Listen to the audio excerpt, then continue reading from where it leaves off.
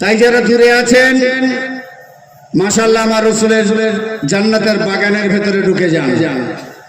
এটা জান্নাতের বাগান। কোথায় বসে আছেন? কোথায় বসে আছেন? জান্নাতের মজলিসে। গুড। জান্নাতের বাগানে কারা বসে?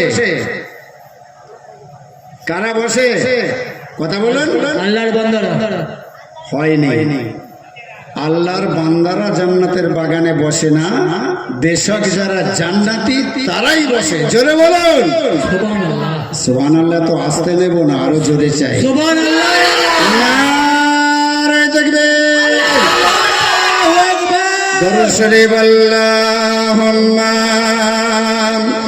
সাল্লি আলা সাইয়্যিদিনা মাওলানা মুহাম্মদ ওয়া আলা আলি সাইয়্যিদিনা মাওলানা মুহাম্মদ। আলহামদুলিল্লাহ আলহামদুলিল্লাহ নাহমাদুহু ওয়া নাস্তাঈনুহু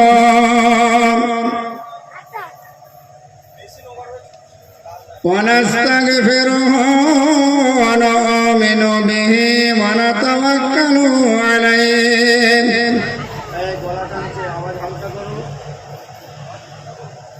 ওয়া নাউযু বিল্লাহি মিন শুরুরি আনফুসিনা ومن سيئات أعمالنا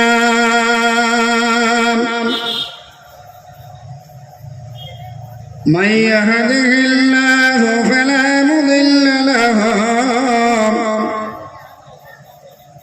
ومن يضلله فلا هادي له ونشهد أن لا إله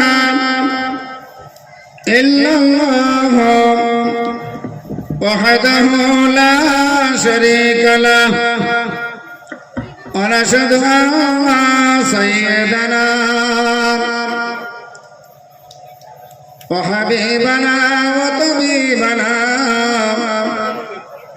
ورسولنا محمدا عبده ورسوله.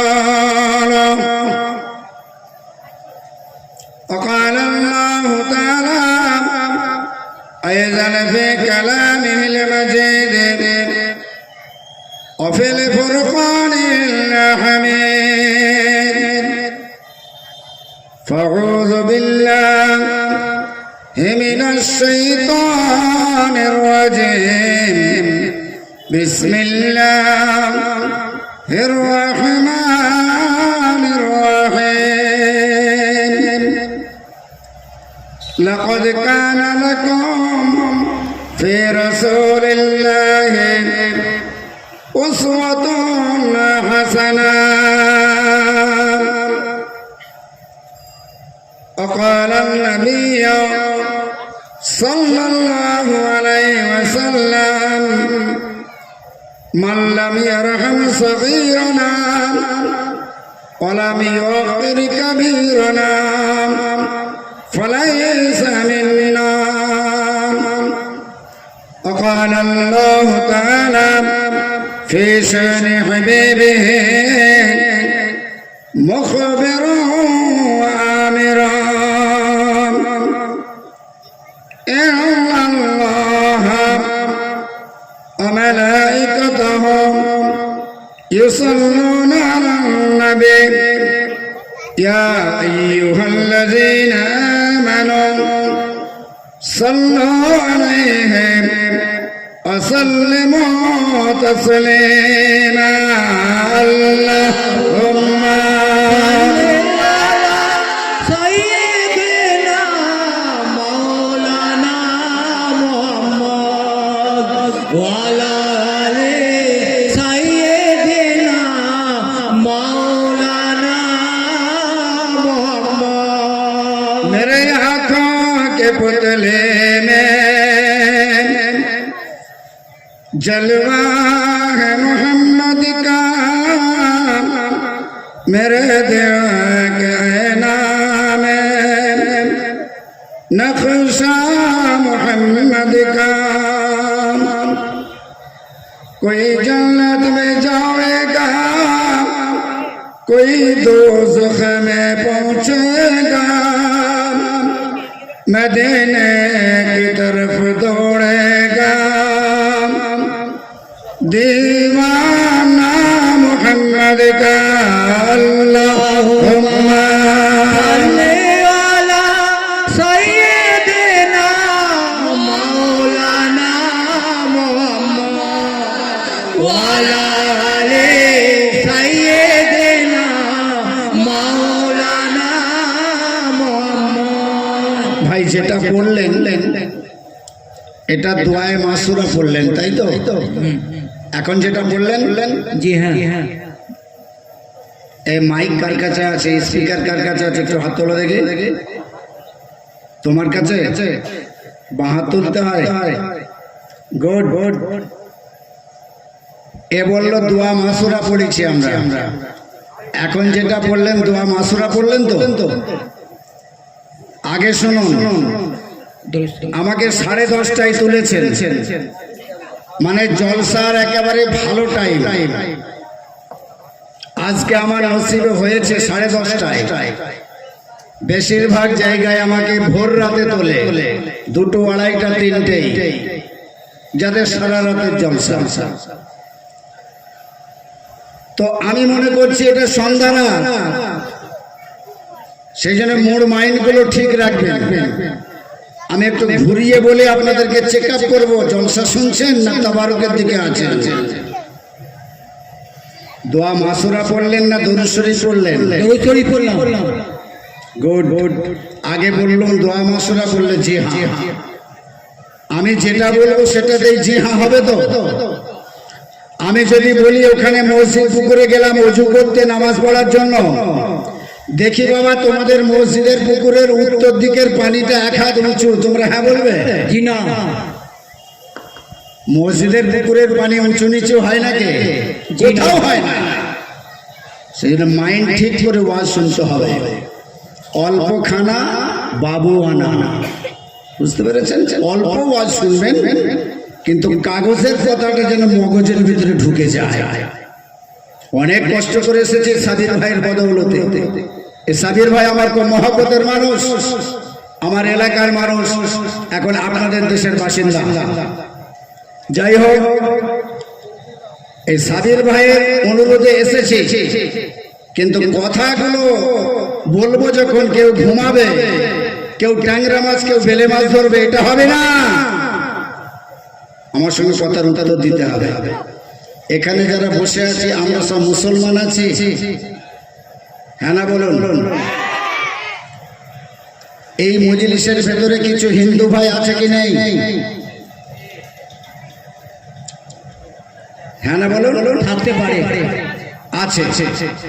আচ্ছা, আগে জিজ্ঞাসা করি, এ মুসলমানদের জলসা যেখানে কোরআন হাদিসের কথা হবে, যেখানে নবী ওলিদের কথা হবে, ইসলামিক কৃষ্টি কালচার নামাজ রোজার কথা হবে, এ মজলিসেতে হিন্দু ভাইরা এসে বসতে পারে? হ্যাঁ না বলুন? জি হ্যাঁ। আমরা তাদের পুজো দেখতে যাই না, আমরা তাদের মহাভারত রামায়ণ শুনতে যাই না, আমরা তাদের কোনো ইবাদত বন্দেগীর সঙ্গে শামিল হই না, কিন্তু সেই পার্শ্ববর্তী হিন্দু ভাইরা আমাদের মুসলিমদের জলসা যেখানে ওয়াজ হবে, ইসলামিক কথা হবে, এ মজলিসে এসে বসতে পারবে না পারবে না? আপনারা চুপ আছেন। জি পারবে। এই ছেলেগুলো বলছে বসতে পারবে, আপনারা কি বলেন? আপনারাও বলছেন বসতে পারবে? পেছন থেকে বলুন পারবে। কোথায় ওয়াজ করতে এসেছি? এখানে গাড়ির সব ব্রেক টাইট আছে, বুঝতে পেরেছেন? এখনকার যে গাড়িগুলো উঠেছে, ডিস ব্রেক উঠেছে না, ক্যাক করে মারবে, ঝাঁক করে বাইরে চলে যাবে। সেই জায়গা মাধবপুর। কোথা হতে আসছে আজ কোরআনের স্বর, ধন্য গো ধন্য তুমি মাধবপুর। জোরে হয় সুবহানাল্লাহ বলুন। সুবহানাল্লাহ। আমি বলতে বললে তবে বলবেন। এই মজলিসেতে হিন্দু ভাইরাও বসতে পারবে এ খাতায় আপনারা সবাই কারা কারা বলছেন হ্যাঁ হাত তুলুন দেখি। মাশাআল্লাহ মাশাআল্লাহ, হাত নামান। হিন্দু ভাই আশেপাশে থাকবে, রাস্তায় থাকবে, বগলে থাকবে, অগলে থাকবে, কিন্তু মজলিসে এসে বসতে পারবেন না এ কথায় কারা কারা আছেন হাত তুলুন। একজন মুরব্বিকে হাত তুলতে বলতে রেখে দিলেন কেন? মুসাফিনা বাইনা যালিক লা ইলাহা ইল্লাল্লাহ ওয়া লা ইলাহা ইল্লাল্লাহ, না ইধার কা না উধার কা। চিন্তা করছে মুরব্বি হাত তুলতে তুলতে ভাবছে সবাই তুলেছে কি তুলে দিলে, বাবা পেছনে তাকাচ্ছে। সামনে কতগুলো মুরব্বিরা বসে আছেন, মাশাআল্লাহ আমার বাপের বয়সী মানুষরা বসে আছে, কিন্তু দুঃখের বিষয় কোনো বুড়ো জান্নাতে যাবে না, কোনো বুড়ো যাবে না। জওয়ানগুলো মনে মনে করছে ঠিকই ওয়াজ হচ্ছে, একটু বুড়োগুলোকে কষে কষে দেন। বলবো ইনশাল্লাহ, এই যে টপিকগুলো দিয়ে যাচ্ছে সব ভেঙে বলবো ইনশাল্লাহ। আমি জিজ্ঞাসা করলাম এ মুসলমানের মজলিসে হিন্দু ভাই বুঝতে পারে কিনা? মাধবপুরের মুসলমান এক কথায় জবাব দিয়েছে বুঝতে পারে পারে পারে।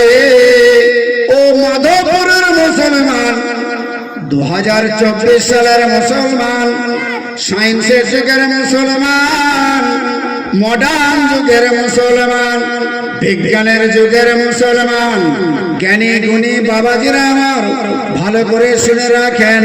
আজকে মাধবপুরের মজলিস, এটা হলো আমার বিশ্ব নবীর মজলিস কায়েম হয়েছে। যে নবী আমার শুধু মাধবপুরের নবী নন, শুধু বর্ধমান জেলার নবী নন, শুধু পশ্চিম বাংলার নবী নন, শুধু ওয়েস্ট বেঙ্গলের নবী নন, শুধু ভারতবর্ষের নবী নন, ওয়ার্ল্ড সারা বিশ্বের নবী জগৎগুরু মুহাম্মদুর রাসূলুল্লাহ। জোরে হবে না সুবহানাল্লাহ? সুবহানাল্লাহ। এ নবী মুসলমানের নবী, এ নবী খ্রিস্টানের নবী, এ নবী হিন্দুর নবী, এ নবী জৈনর নবী। এ নবীর কথা যেখানে হবে সারা পৃথিবীর মানুষ এজ এ মুসলিম হিসাবে নয়, এজ এ ম্যান হিসাবে এই মজলিসে বসে বসে আমার রাসূলুল্লাহর জীবন আদর্শের কথা শুনবে। ঠিক না বেঠিক? ঠিক। জোরে বলুন। ঠিক। তো তকবীর দিয়ে জোরে জবাব দেন, নারায়ে তাকবীর। আল্লাহু আকবার। এত আস্তে আমি নেব না। এই মাইক ম্যান, তুমি সাউন্ডটা বাড়িয়ে দিয়ে ওখান থেকে একটু সরে যাও। হ্যাঁ হ্যাঁ, ক্ষমতা নেই, মাইকের ক্ষমতা শেষ। আচ্ছা ঠিক আছে, মাইকের ক্ষমতা শেষ হয়েছে, আপনি ওখান থেকে উঠে একটু সাইডে। কি নাম আপনার? টোকন রুইদাস। এই তো আমার একটা পার্শ্ববর্তী ভাই বসেই আছে। এই কেন সত্য বলেছি আপনাদের মনে প্রশ্ন যাচ্ছে না? মেয়েদের মাথায় উকুন হলে বড় চাচি ভাসুরজিকে ডেকে বলছে, রমিসা দেখতে যেন কিনকিন করছে। রমিসা দুটো চারটে ড্যাঙর টেনে নিয়ে বলছে, চাচি পেয়েছে দু চারটে মা। এই মাইকওয়ালাদের এরকম অভ্যাস আছে, বসে থাকে এটা টেপে ওটা টেপে সেটা টেপে খিটির খাটকাট খিটির খাটার করে। তপন রুইদাস কিন্তু ভালো ছেলে, এর মাইকও ভালো। সেটিং করতে গিয়ে বলছে, হুজুর আমার ক্ষমতা শেষ। এই জন্যই আমি সাবির ভাইকে বলেছিলাম মাইকটা ওকে রাখতে। মাইক ওকে আছে, না জানি ইনি সেটিং করতে হয়তো পারছেন না, গলাটা টানছে। ঠিক আছে, একটু সরে চেয়ারটা সরিয়ে নিয়ে বসে, ওই কাছে থেকে সরতে হবে, আমার ওয়াজ হয় না। ব্যাস চাপা দিয়েছেন তো? হ্যাঁ ব্যাস ঠিক আছে। হ্যাঁ থাকুন, অবশ্যই থাকুন। রুইদাস বাবু ভালো ছেলে। ঠিক আছে, তাহলে আমি বলতেছিলাম যে কথা,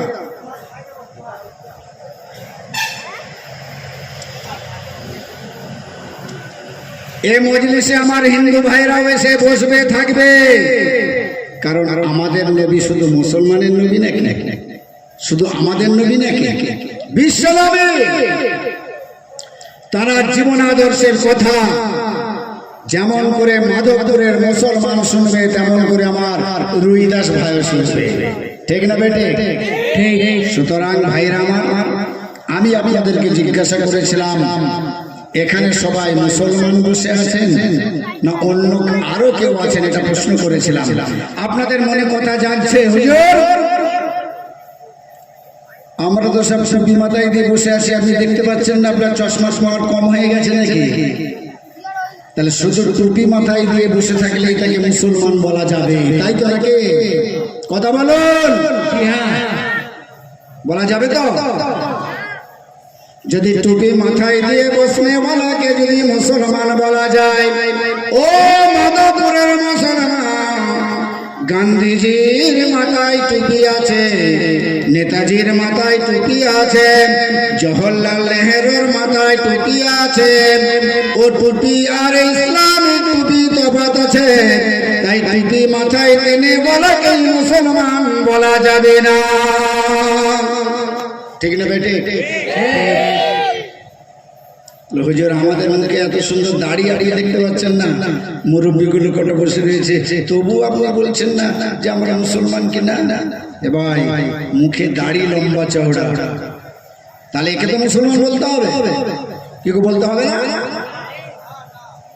ওয়াজের ভাঁজ বুঝে ফেলেছে। যদি মুখে দাড়ি রাখনে ওয়ালাকে মুসলমান বলা হয়, সবার আগে রবীন্দ্রনাথ ঠাকুরের এত বড় দাড়ি, ঠিক না বেটে? দেখেছেন আপনারা রবীন্দ্রনাথকে দেখেছেন? গুড, এ ছেলে ভালো ছেলে, মাইন্ড ঠিক আছে। ওরা মাইক নিয়ে বলছে হ্যাঁ দেখেছি, চোখে দেখেছো? কবে মারা গেছে স্ট্যাচুতে দেখেছো, ফটোতে দেখেছো? দাড়িটা মাশাআল্লাহ অনেক বড় না? তোকে মুসলমান বলা যাবে? যাবে না। লম্বা পিরহান পাঞ্জাবি পরে যদি কেউ চলাফেরা করে তাকে তো বলতে হবে? জি না। আচ্ছা, যদি কেউ কলমা পড়তে পারে, বেশি আছে মুসলমান, কলমা পড়তে পারে তাকে মুসলমান বলবেন না? জি বেশি বলতে পারবেন সে মুসলমান?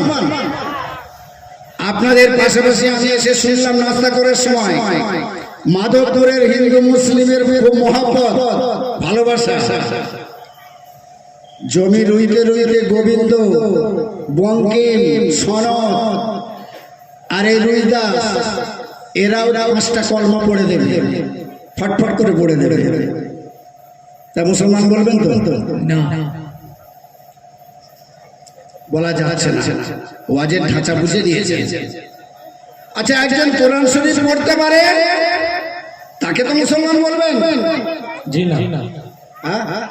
না, ও বাবা, মাধবপুরের মানুষগুলো কি গো, একজন কোরআন শরীফ পড়ে বলে তাকেও মুসলমান বলবো না? আমার বাচ্চারা শোনেন, আল্লাহর কোরআন, দ্যাট ইজ হলি কোরআন। এই কোরআন শরীফের প্রথমেই আল্লাহ বলেছেন জালিকাল কিতাব, জালিকা মানে এই কিতাব লা রাইবা ফিহি।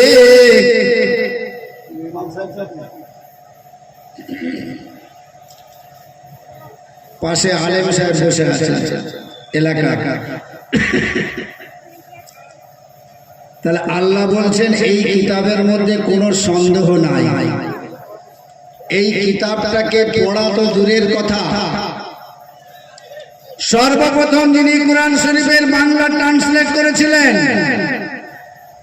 ওনার নামটা ছিল গিরিশচন্দ্র সেন। এই রুইয়া শুনছো তো?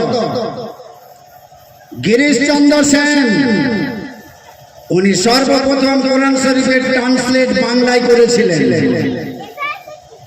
তাকে মুসলমান বলতে হবে তো? জি না। হ্যাঁ না বলুন? না। বাহ, তাহলে মুসলমান কাকে বলে? কাকে বলে?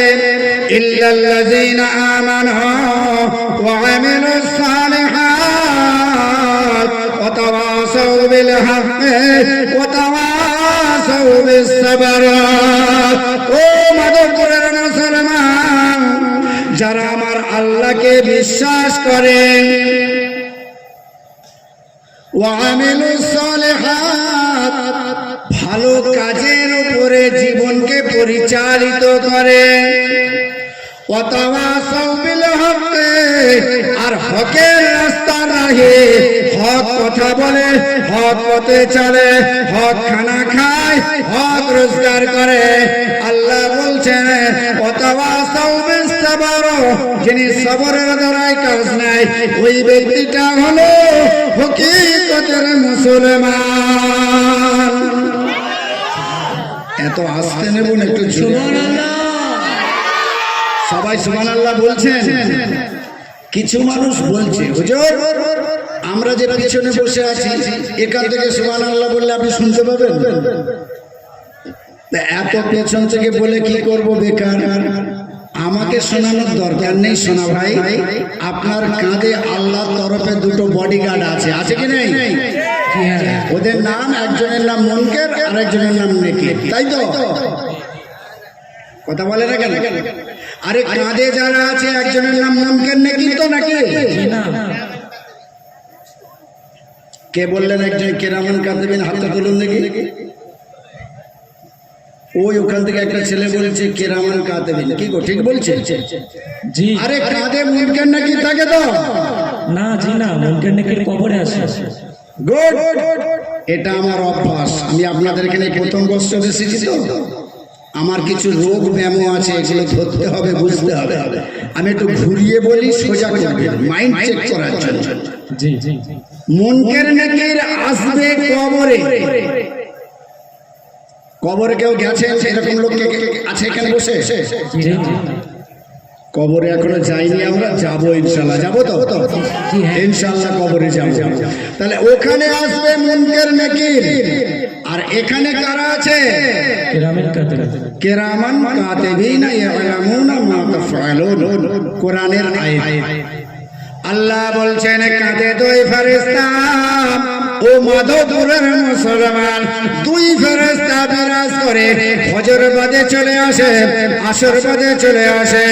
আপনারা যারা সুবহানাল্লাহ বলছেন, ফেরেশতারা নিজে কানে সরে সুবহানাল্লাহ বলনে ওয়ালার জন্য আল্লাহর রহমতের জান্নাতে সুবহানাল্লাহর বীজ বপন হয়ে যাবে।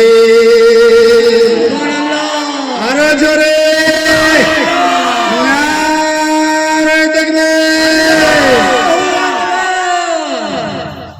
জান্নাতে একটা করে সুবহানাল্লাহর বীজ বপন হবে। কথাটা বুঝে এসেছে? তাহলে জান্নাতে সবাই যাবেন তো? ইনশাআল্লাহ। দু চারজন হাত তুলুন তো, কারা কারা জান্নাতে যাবেন দেখে। আরে এই লোকটা হাত তুলছে না কেন? চিন্তা করছে তাই তো রে বাবা, কি করে যাব? নামাজটাকে বেঁধে ভালো করে তাকে তুলে রেখেছে। রমজান মাসে মসজিদে জায়গা দেওয়া যায় না, আর রমজান খালি হয়ে গেলে মুসল্লি থাকে না, ঠিক না বেটে? তার নামাজটাকে বেঁধে তাকেই তুলে রেখেছি। রোজার মাসে সোজা হয়ে বলেছে, কি গো বরচাচা রোজা রাখনি? বাপজু খারাপ, জান খুব খারাপ, রোজা রাখে। আবার এমনও মুরব্বীকে দেখি চা দোকান থেকে চা খেয়ে পান গালে দিয়ে গাল লাড়তে লাড়তে বেরোচ্ছে, চকচক করে গাল লাড়ছে। কি গো বরচাচা রোজা রাখনি? রোজার মাস। বললে বাবা আল্লাহকে ছুপাতে পারেনি, তোকে ছুপিয়ে কি করবো? কিছু কাজ আছে বান্দাকে ছুপাতে হয়। কথা বুঝতে পারছেন? বেটার বিয়ে দিয়ে বউ মানিয়ে এসেছেন ঘরে, তো এর আগে তো একই ঘরে ঘুমাতেন, এখন বৌমার বেটাকে আলাদা ঘরে দিতে হয়। কিছু কাজ আছে যেগুলো মানুষকেও লজ্জা করতে লাগে। এমন বেহায়া রোজার মাসে সোজা হয়ে পড়েছে, রোজা রাখে। আমার আল্লাহ বলছেন মাধবপুরের মুসলমান, তোরা যদি জান্নাতে যেতে চাস, যা আমার ঘরে 5 বার করে হাজিরি দে, আমার ঘরে নামাজে হাজিরি দে। আমি আল্লাহ নামাজের মাধ্যমে তোদের জীবনের গুনাহগাতা মাফ করে দেব। কোথায় আছে আল্লাহর কোরআন? আমি আকরাম হোসেন যে কোটা ওয়াজ করব, আল্লাহর কোরআন হাদিসে ওয়াজ করে যাব। আল্লাহ কোরআন শরীফের ভিতরে বলছেন ইন্নাস সালাতা তানহা আনিল ফাহশাই ওয়াল মুনকার। নামাজ সমস্ত খারাপি থেকে বাঁচাবে, নামাজ সমস্ত বুরাই থেকে থেকে বাঁচাবে। ওরে মাধবপুরের মুসলমান, আল্লাহর ঘরে হাজিরি দাও, আল্লাহর ঘরে নামাজের খাতায় নামটা তোলো, নামাজির খাতায় নামটা তোলো। আল্লাহ ভালোবাসবে, তোমার জন্য পুরস্কারের গিফটের জান্নাত দিয়ে দেবে। এখন যারা যারা সুবহানাল্লাহ বলছে, এরা মনে মনে করছে হুজুর মাগরিবের পর থেকে বা এশার পর থেকে ওয়াজ শুরু হয়েছে, কয়েকশো বার সুবহানাল্লাহ বলেছি আর পাচ্ছি না। কিন্তু সুবহানাল্লাহ বলে রাখুন, যারা হাত তুলেছেন জান্নাতে যাবেন বলে, আর কিছু লোক তুলবো কি তুলবো না এরকম এরকম করতে করতে হাতটা গুটিয়ে নিয়েছে। এটা মনে করছে হুজুর জলসা শুনে এসেছি, বাকি নামাজ রোজার খাতা তো গন্ডগোল, সুদে ঘুষে জুয়া সাট্টা সবে ভরা আছে। হুজুর জান্নাতে যাবো বলে হাতটা তুলি কি করে, মনটা ছোট করে নিয়েছে। আমার মাধবপুরের মুসলমানেরা ভালো করে শুনে রাখুন, যারা মনটা ছোট করে নিচ্ছেন জান্নাত আল্লাহ দেবে কি দেবে না। আমার আল্লাহ কোরআন পাকের ভিতরে পারা নাম্বার 24 আল্লাহ পাক রব্বুল আলামিন ঘোষণা করেন, লা তাকনাতু মির রাহমাতিল্লাহ ইন্নাল্লাহ ইয়াগফিরু যুনুবা জামিআ ইন্নাহু হুয়াল গফুরুর রহিম। এই মাধবপুরের মুসলমান ভালো করে জেনে রেখে দেবেন, আমার আল্লাহ বলছেন বান্দারে আমি আল্লাহ আমার রহমত থেকে নৈরাশ হবি না। তোদের জীবনের গুনাহ, সারা জীবনের গুনাহ যদি উহুদ পাহাড় সমতুল্য হয়ে যায়, আমি আল্লাহ একবার রহমতের ঝাঁটা মেরে দেব, জীবনের গুনাহ মাফ করে আমি আল্লাহ জান্নাতি করে দেব। সবাই সুবহানাল্লাহ বলছেন তো? জান্নাতে গিয়ে না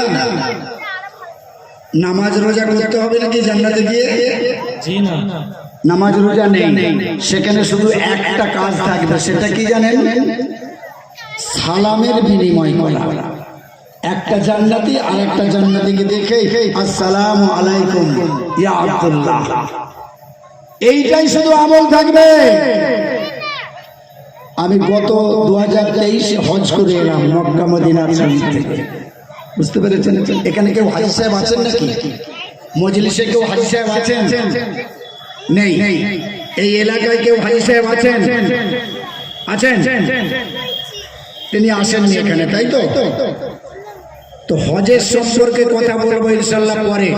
আগে যে কথাটা বলছি এই সাবজেক্টটা আপনাদেরকে টেনে নিয়ে যাই, তারপরে আপনারা কোন সাবজেক্টে ওয়াজ শুনতে চান আমাকে সাবজেক্ট দেবেন। কমিটির ভাইরা ত্রিপল বাড়িয়ে দিয়েছে, দাঁড়িয়ে থাকবেন না, ভেতরে ঢুকুন।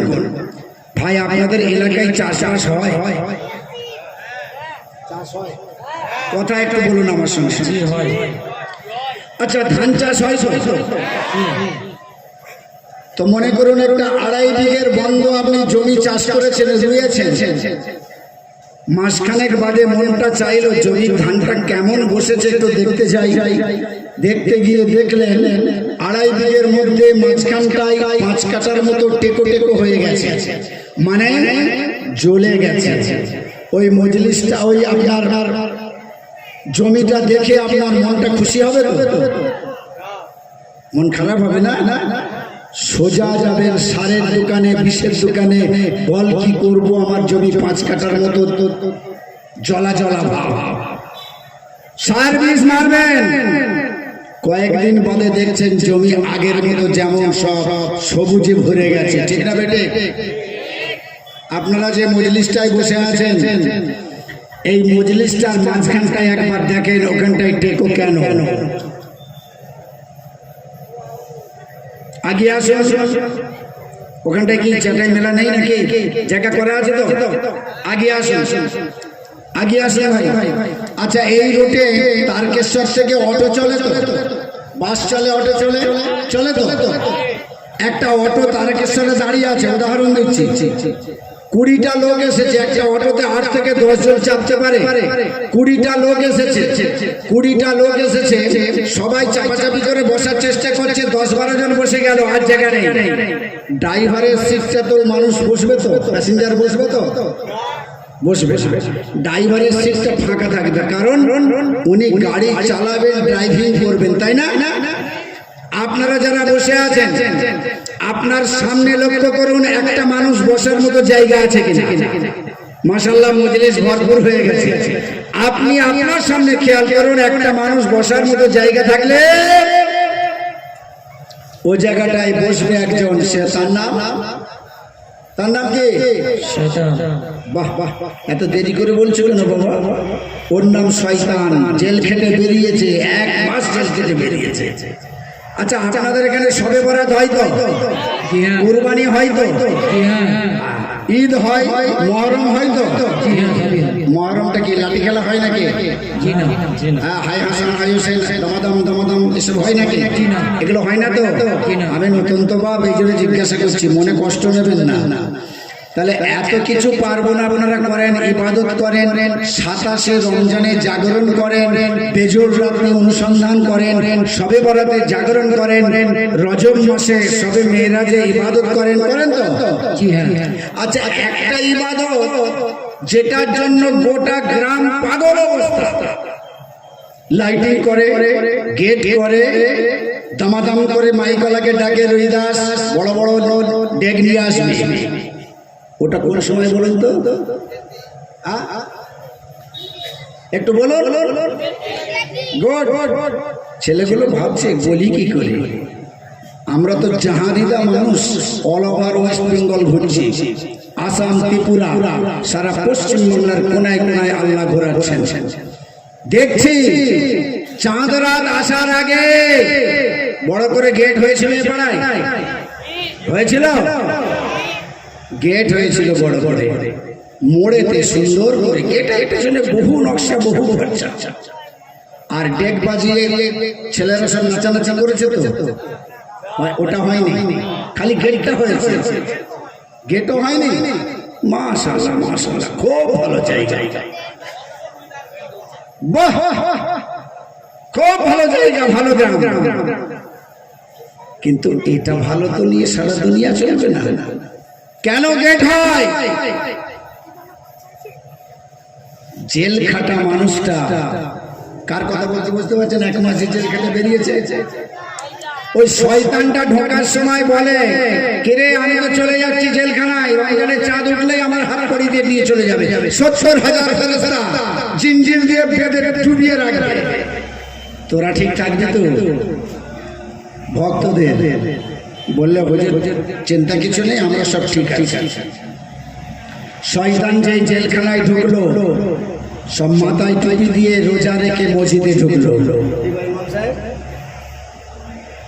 আর শয়তান বেরোবার আগে গেট করে, দমাদম করে, লাইটিং করে, শয়তান বেরোতেই তাকে বলছে, আমাদের আপনি ভক্ত, আমরা আপনার ভক্ত, আপনি আমাদের পীর, সুতরাং আপনার জন্য দেখুন আমরা কত মন ছোট করে বসেছিলাম, আপনার আসার জন্য বড় করে গেট করে ইস্তেকবাল করছি, অভ্যর্থনা করছি, আপনি বেরিয়েছেন জেল খেটে, তাই আপনার জন্য বড় গেট করেছি আমরা।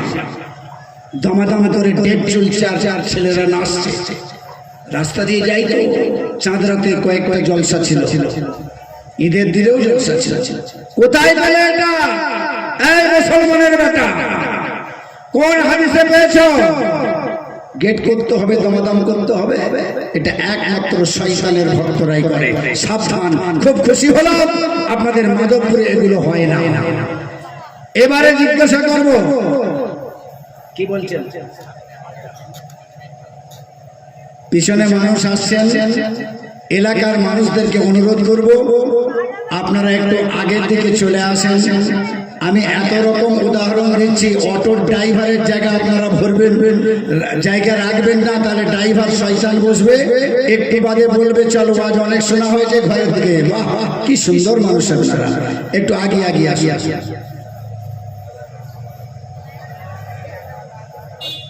ও হো হো, মসজিদ কমিটির মানুষ আমার কাছে খবর পাঠিয়েছে, মহিলাদের জন্য একটু ওয়াজ করুন, নামাজ পর্দার কথা বলুন। এই পর্দার কথা বললে আর আমার দাওয়াত হবে বাবা? এই বলো, হবে না। মায়েরা বলবে ওই আকরাম সাহেবকে খবরদার ঢিবিতে তুলিস, শাশুড়ি আর বউয়ে কেমন করে ডানকা ধরে গজকা দেবে? কে দেবে? বৌমা দেবে শাশুড়ির ডানকা ধরে গজকা। ইনশাআল্লাহ সময় থাকলে শেষ বেলায় বলবো আর নামবো। কেন জানেন? আকরাম সাহেব এমন ওয়াজ করলে মা বোনেরা মনে মনে করবে তরকারিতে এমন দেব ঝাল, তুমি মৌলবী বুঝবে আগামী কাল। কিন্তু আমি হচ্ছে হাওড়া জেলার মাল, আমি খেয়ে ফেলেছি আর খাবো না। সেই জন্যই বাবাজিরা আমার মায়েদের ওয়াজ করার কথা বলেছেন, ইনশাআল্লাহ করবো শেষের দিকে। ধৈর্য আছে তো? আপনাদের খারাপ লাগছে? চলবে না বন্ধ হবে? চলবে সারা রাত। ওরে বাবা, কোথায় এসেছি রে বাবা! এমনও অনেক জায়গায় হয়েছে বক্তা আসেনি, সারা রাতের জলসা। হুজুর আপনার তো আখেরি টাইম, আখেরি মোনাজাত করবেন, কিন্তু আমাদের বক্তা আসেনি, আপনি একটু স্টেজটা পরিচয় চালান, বক্তা এসে গেলেই আপনাকে নামিয়ে দেবো। 1 ঘন্টা, 1.5 ঘন্টা, 2 ঘন্টা, 2.5 ঘন্টা এসার পরে তুলে দিয়েছে, বক্তা আসেনি। ইনশাআল্লাহ আপনারা, আপনাদের দোয়া, আমার জিন্দা মায়ের দোয়া, আমার আম্মা জান, তিনি হচ্ছেন কোরআনের খুব সুন্দর কোরআন তেলাওয়াত করতে পারেন এবং হাজি। আমাদের বংশ পরিচয় দিতে আসেনি, দেওয়া দরকারও নেই। 1 সেকেন্ডে বংশ পরিচয় দিলে আপনারা সবাই জেনে যাবেন। আমার বর্দা হচ্ছেন মুফতি আজম হোসেন সাহেব, ডক্টর, পাঁশকুড়া মাদ্রাসার বর্তমানে সেক্রেটারি। আমি তার মেজো ভাই, আমরা 3 ভাই। আমার ছোট ভাই হচ্ছে MA হাবিব আসলাম হাবিব। এই ইউটিউবে একবার ছোট্ট করে বলবেন MA হাবিবের ওয়াজ দেন, গড়গড় করে চলে আসবে, কয়েকশো আওয়াজ আসবে। ঠিক বললাম না ভুল বললাম? ওটা আমার ছোট ভাই। তাহলে বংশ পরিচয় দিতে চাইলাম না, তবু বেরিয়ে গেল। এখন মা বোনেদের ওয়াজ করলে মা বোনেরা রেগে যাবে। আপনাদের কাছ থেকে সাবজেক্ট চাচ্ছি, কোন সাবজেক্টে ওয়াজ শুনতে চাচ্ছেন একটু আমাকে সাবজেক্ট দেন। পৃথিবীর বুকে ইসলাম ধর্ম শ্রেষ্ঠ ধর্ম কেন, এটা ব্যাখ্যা করে দিন। আরেকবার বলুন। পৃথিবীর বুকে ইসলাম ধর্মকে শ্রেষ্ঠ ধর্ম বলে গণ্য করা হয় কেন, ব্যাখ্যা করতে হবে। এতে কি আর সারা রাত কাটবে? তবু করুন। এছাড়া আর কি সাবজেক্ট আছে? আপনারা ভাবছেন সাবজেক্ট তো আমরা বুঝতে পারি না। আমি বলছি, যদি মনে করেন আমরা শুধু নামাজ সম্পর্কে শুনবো, ইনশাআল্লাহ 3 ঘন্টা বলবো। আমরা শুধু মাহে রমজান সম্পর্কে শুনবো, ইনশাআল্লাহ বলবো। কুরবানি সম্পর্কে শুনবো, বলবো ইনশাআল্লাহ। হাসান হোসেনের কথা শুনতে চাই, শেরে খোদা মর্তজার কথা শুনতে চাই, মা ফাতেমার কথা শুনতে চাই। না না, আমরা তো নবীজির কথা শুনতে চাই, যে নবীকে যারা ভালোবেসেছিল তাকে আল্লাহ কেমন করে কোন জায়গায় পৌঁছে দিয়েছে। আর রসুলকে যারা ভালোবাসতে পারেনি, যারা রসুলের সঙ্গে দুশমনি করেছিল, আল্লাহ তাদেরকে কোন জায়গায় জালিল বরবাদ করে দিয়েছে। না না না, আমরা শুনতে চাই বড় পীর আব্দুল কাদের জিলানী হুজুরের কথা, খাজা মঈনুদ্দিন চিশতি সঞ্জারি গরিব নওয়াজ। কোন সাবজেক্ট আছে? মা রাবিয়ার কথা, মা আশিয়ার কথা, হারুন রশিদের কথা, শ্রী ফরহাদের কথা। কার কথা শুনতে চান? শুধু নামাজের কথা, মসজিদের কথা, মাদ্রাসার কথা, আর কি কথা বলবো? সাবজেক্ট আছে? কোন সাবজেক্ট আপনাদের কাছে? হযরত বিল্লালের আগে কে বলছো? বেলালের কথা শুনতে চাচ্ছে, বুঝতে পেরেছেন? বেলাল কাকে ভালোবেসেছিল? বলো, কাকে ভালোবেসেছিল? বেলাল তো ছিল হাবশী গোলাম। আজ বেলাল তো বেলাল হতো না যদি আমার নবীর সাথে না সম্পর্ক হতো। ঠিক না বেঠে? সেই বেলালের কথা শুনতে চাই। আমরা সব আল্লাহর বান্দা, নবীর উম্মত, তাই না? যে রাসূলের উম্মত আমরা, এই যে আখেরে নবী জগৎ গুরু প্রফেট মুহাম্মদুর রাসূলুল্লাহ সাল্লাল্লাহু আলাইহি সাল্লাম।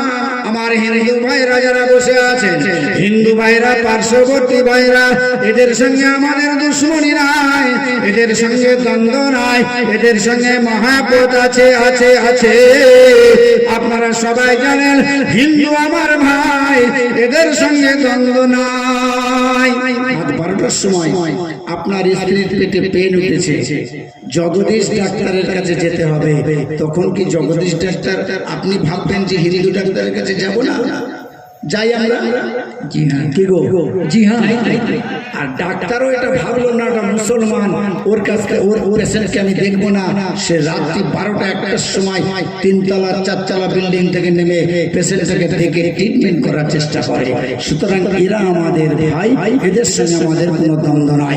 যদি কেউ মনে করেন যে কোনো হিন্দুর সঙ্গে মনের দ্বিধা রাখবো, তার ইমানের খাতরা আছে, ইমানের কমজোর আছে। আল্লাহর রাসূল বলে গেছেন, খবরদার, আল্লাহর নবী স্বয়ং ইহুদির বাড়ি দাওয়াত নিয়ে দাওয়াত খেয়েছেন। ঠিক বলছি না ভুল বলছি? ঠিক ঠিক। সুতরাং ওদের সঙ্গে দ্বন্দ্ব নাই।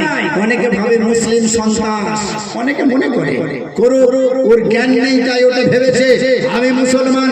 আমাদের কমান্ডার, আমাদের নেতা, আমাদের রাহবার জগৎগুরু প্রফেট মুহাম্মদ রাসূলুল্লাহ সাল্লাল্লাহু আলাইহি সাল্লাম, যিনার আদর্শ কেমন ছিল, তিনি কেমন নবী, কি শিখিয়ে গেলেন, হিন্দুকে ভালোবাসো, গায়ের কমকে ভালোবাসো, পার্শ্ববর্তী ভাইকে ভালোবাসো।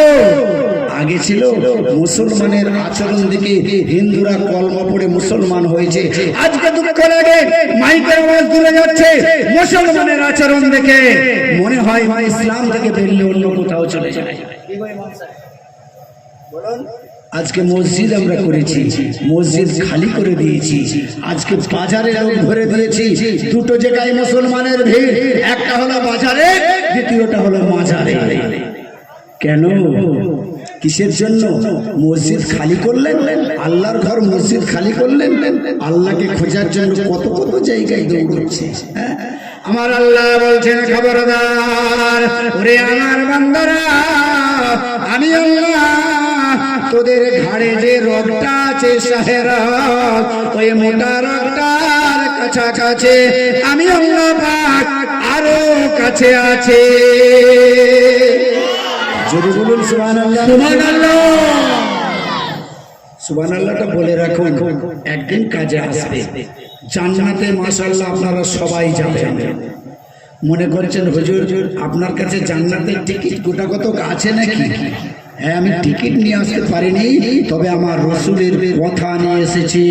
আল্লাহ রসুল বলছেন, মান ক্বালা লা ইলাহা ইল্লাল্লাহ ফাদাখালাল জান্নাহ।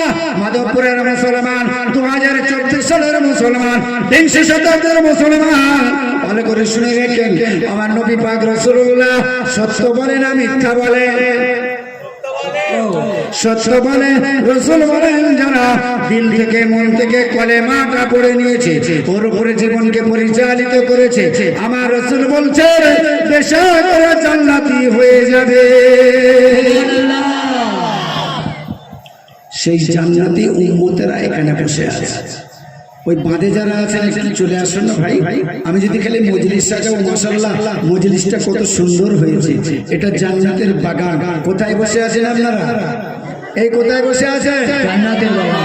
জান্নাতের বাগানে জান্নাতীরা বসে। যাদের ফাটা তকদির, পোড়া কপাল, ফাটা নসিব, ও ব্যক্তি জান্নাতের বাগানে বসতে পারবে না। আল্লাহ রসুল বলছেন জান্নাতের বাগান আছে আরেকটা জায়গায়। সেটা কোথা? মদিনা শরীফে।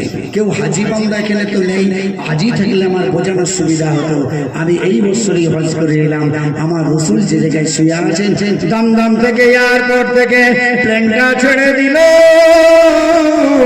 8.5 ঘন্টা লেগে গেল, মদিনা মুনাওয়ারায় গিয়ে নামিয়ে দিল। মদিনা শরীফে আমরা নেমে গেলাম। চাতক পাখির মতো তাকিয়ে আছে, কোথায় কোথায় কোথায় আমার সোনার নবীর মাজারটা কোথায়?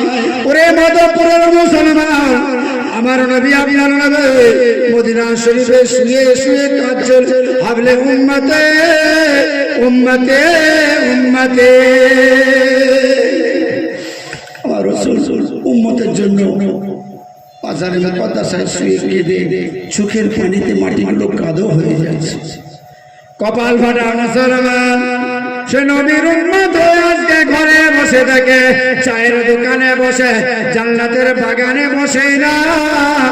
শুনে নাও, শুনে নাও, 8.5 ঘন্টা বাদে মদিনা শরীফে নেমে গেলাম। তাকিয়ে আছি কত দূরে আমার রাসূলের মাজার, আমার সোনার নবী কোথায় আছেন তাকিয়ে হাজী বান্দারা তাকিয়ে আছেন। কিছুক্ষণ বাদে ঘোষণা হয়ে গেল, আগের দিকে তাকান, আমার রাসূলুল্লাহর সবুজ গম্বুজের জালিটা দেখতে পাওয়া যায়। রুমে নিয়ে যাওয়া হলো, রুমের ভিতরে গিয়ে বিল তড়পাচ্ছে, কখন যাব আমার নবী পাককে সালাম দেবো।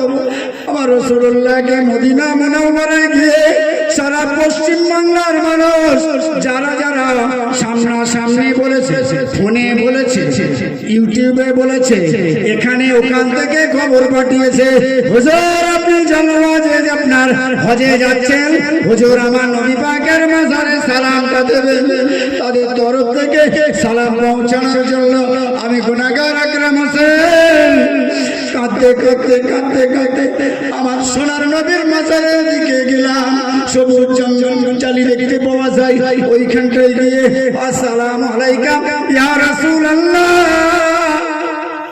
আমি গুনাহগার বান্দা, হাওড়া জেলার উলুবেড়িয়া থেকে এসেছে।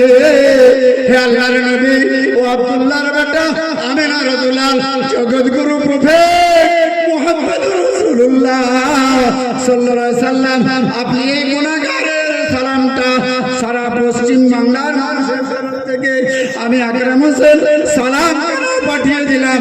ইয়া রাসূলুল্লাহ, আমার এই গুনাহগারের আর সবার সালামটা আপনি দয়া করে কবুল করেন। বাপজিরা আমার, রাসূলুল্লাহর মাজারে মুকদ্দাসার পাশে একটা জায়গা আছে গো, ওই জায়গাটা হচ্ছে রিয়াজুল জান্নাত।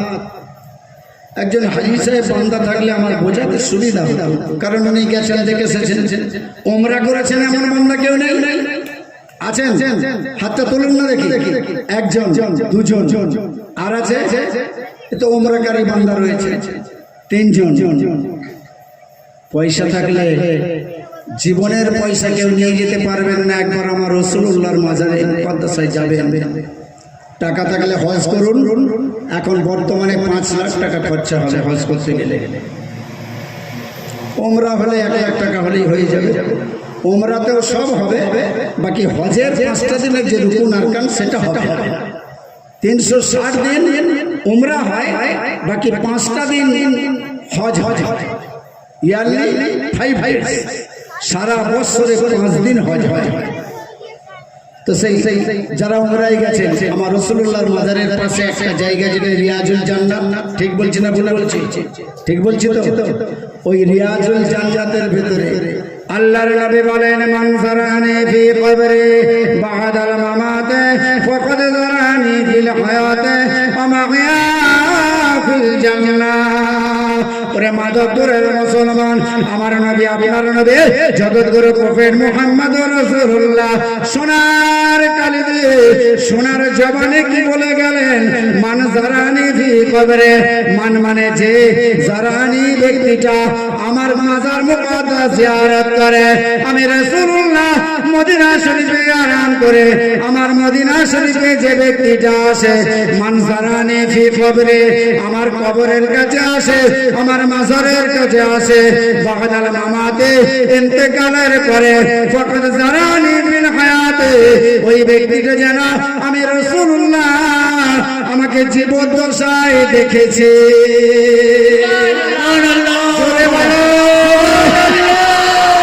আমাদের দিলে দিলে নিয়ত করে নেন, হজ করতে ক্ষমতা যদি না থাকে, আল্লাহ যাকে ক্ষমতা দিয়েছে গো, ও মাধবপুরের মুসলমান, 1 লাখ টাকা খরচা করে একবার আমার সোনার নবীর মাজারে যান, সালামটা দিয়ে আসুন। রাসূলুল্লাহর মাজারের পাশে একটা জায়গা, যার নাম হলো রিয়াজুল জান্নাত। রাসূল বলেন, শুধু তাই না, আজ ব্যক্তি আমার মাজারের কাছে এলো, আমাকে সালাম দিয়েছে, আমি আল্লাহর নামে ওই ব্যক্তিটাকে সঙ্গে করে নিয়ে রহমতের জান্নাতে চলে যায়। সুবহানাল্লাহ। আমি বলবো, তবে বলবেন, খুশিতে আপনারা বলবেন না। আমার রাসূলের কথা, রাসূল বলছেন যে রিয়াজুল জান্নাতে গিয়ে 2 রাকাত নামাজ পড়তে হয়, তাই তো? বলো 2 রাকাত নামাজ পড়তে হয়। এই 2 রাকাত নামাজ পড়লে তার জীবনের গুনাহগুলো আল্লাহ মাফ করে দেবে। আরে জোরে নিয়ত করুন, হজ না পারলেও কমসে কম উমরায় যাব ইনশাআল্লাহ। সবাই বলুন, আল্লাহ যাওয়ালে যাবেন, আল্লাহ না যাওয়ালে যেতে পারবেন না। রাতে তাহাজ্জুদ করে আল্লাহর কাছে কাঁদতে হবে, আল্লাহ আমাকে একবার খানায় কাবা দেখা করাও, আল্লাহ জীবনভর কাবাতে শরীফাতে আল্লাহু আকবার বলে নামাজ পড়েছি। আজকে আকরাম হোসেন কাবা শরীফটাকে 7 বার তওয়াফ করার পরে 2 রাকাত নামাজ পড়তে হয়, ঠিক না বেঠিক? এই যারা গেছো বলো, যখন আকরাম হোসেন এই কাবাকে সামনে রেখে নামাজ পড়ছি, মাধবপুরের মুসলমান, এই যে মাইক সেটটা আছে, মাইক সেট কাবা, আমি আকরাম হোসেন 2 রাকাত নামাজ 7 তওয়াফের পরে 2 রাকাত নামাজ পড়তে হয় কাবাকে সামনে নিয়ে।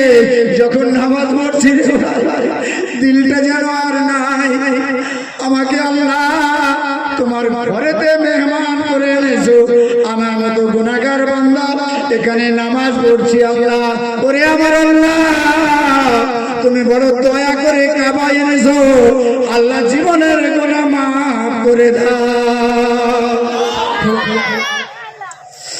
রিয়াজুল জান্নাতে গিয়ে 2 রাকাত নামাজ পড়লে জীবনের গুনাহ মাফ হবে।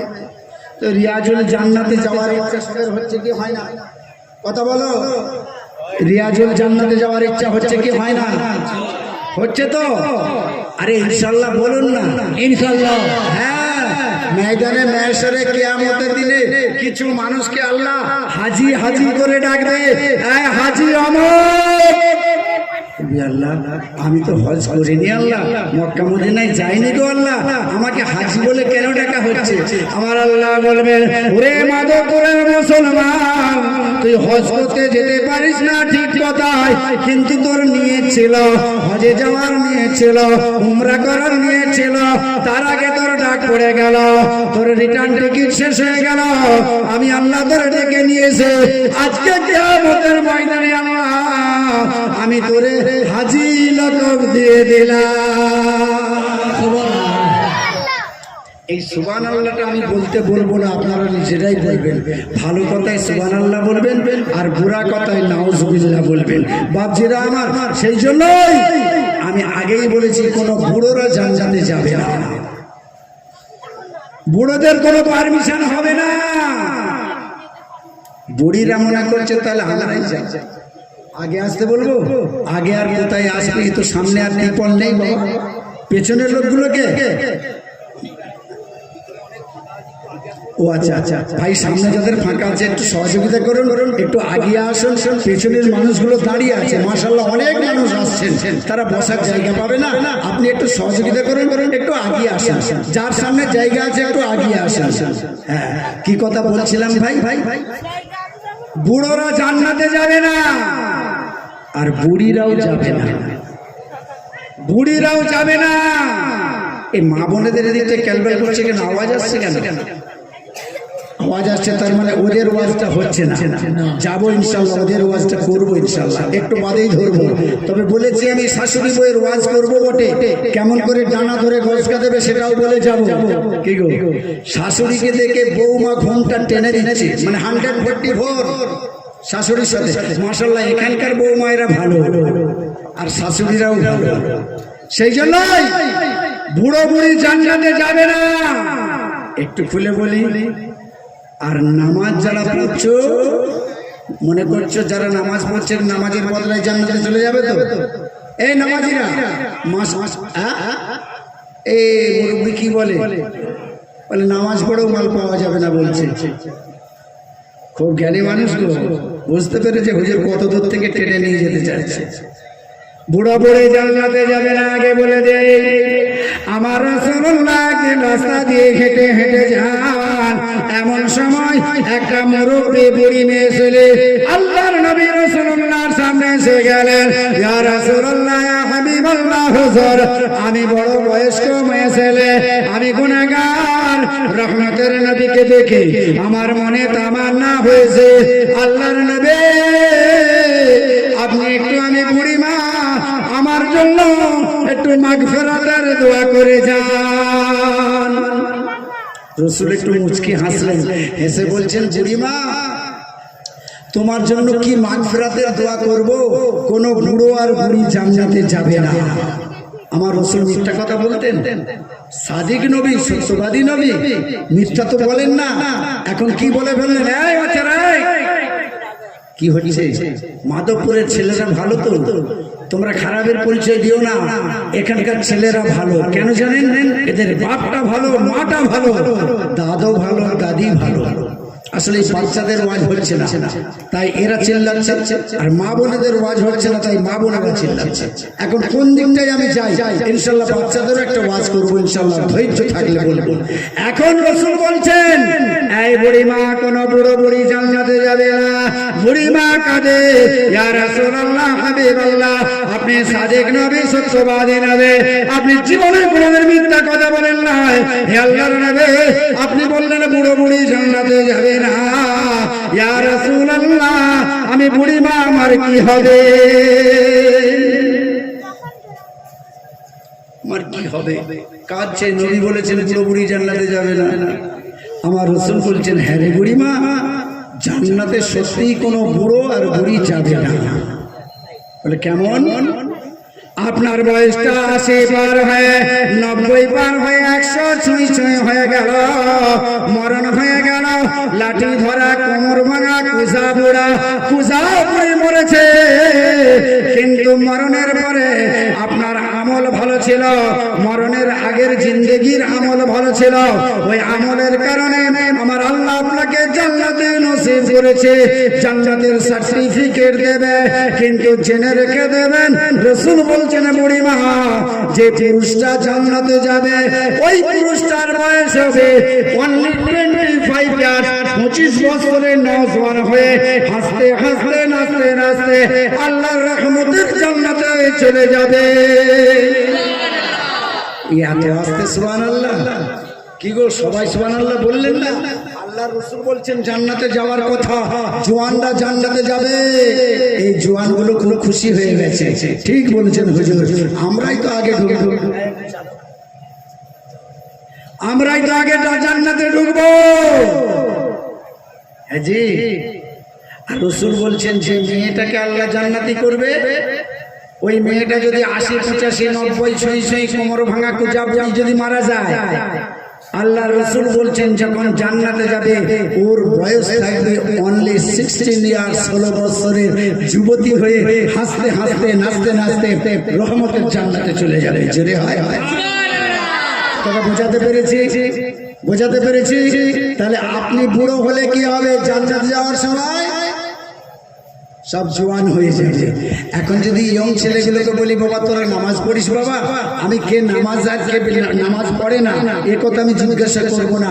মাশাআল্লাহ, সবাই নামাজি, যারা আছেন সবাই নামাজি তো? হ্যাঁ না বলে না কেন?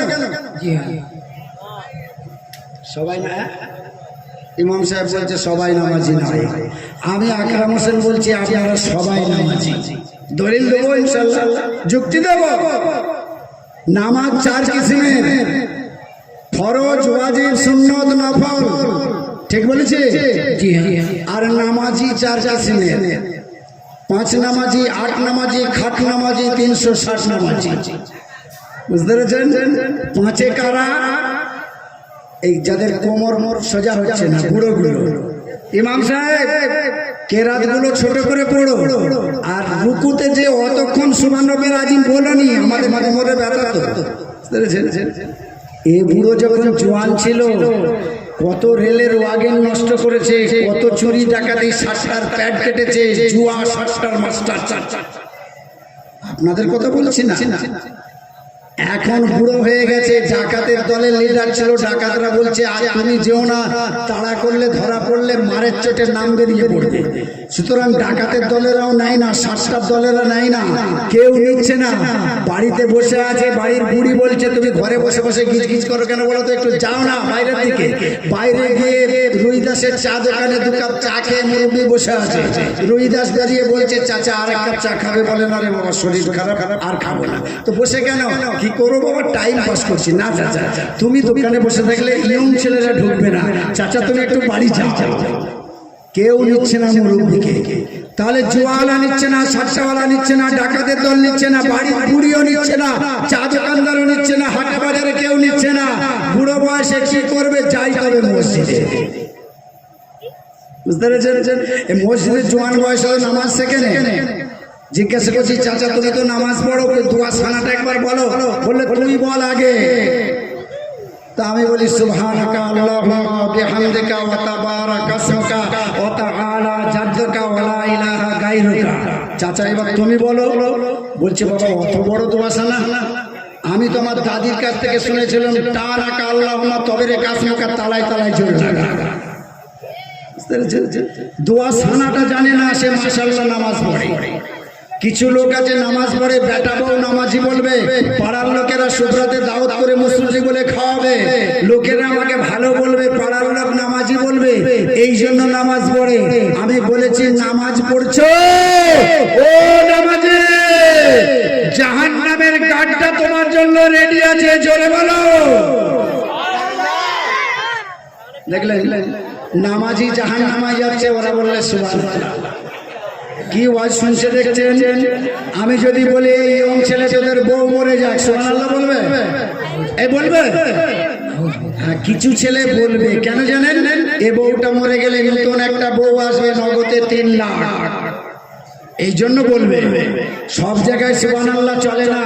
আমি বললাম নামাজি জাহান্নামায় চলে যাচ্ছে, ওরা বললে সুবহানাল্লাহ। তাই কি বলতে হয় সেটাও তো জানতে হবে। বুঝতে পেরেছেন?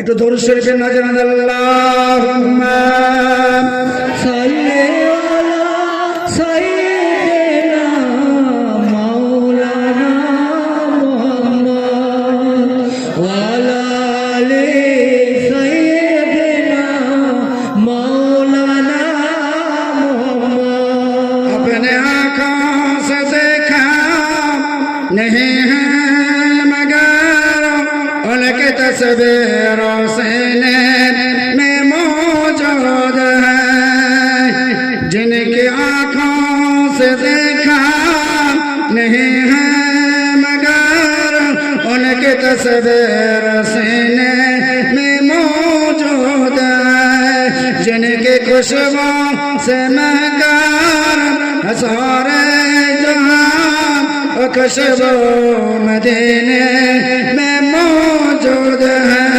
अल्लाहुम्मा सल्ली अला सय्यिदिना मौलाना मुहम्मद व अला आलि सय्यिदिना मौलाना मुहम्मद। कलिमा शरीफ ला इलाहा इल्लल्लाह, जोरे जोरे ला इलाहा इल्लल्लाह, ला इलाहा इल्लल्लाह मुहम्मद रसूलुल्लाह।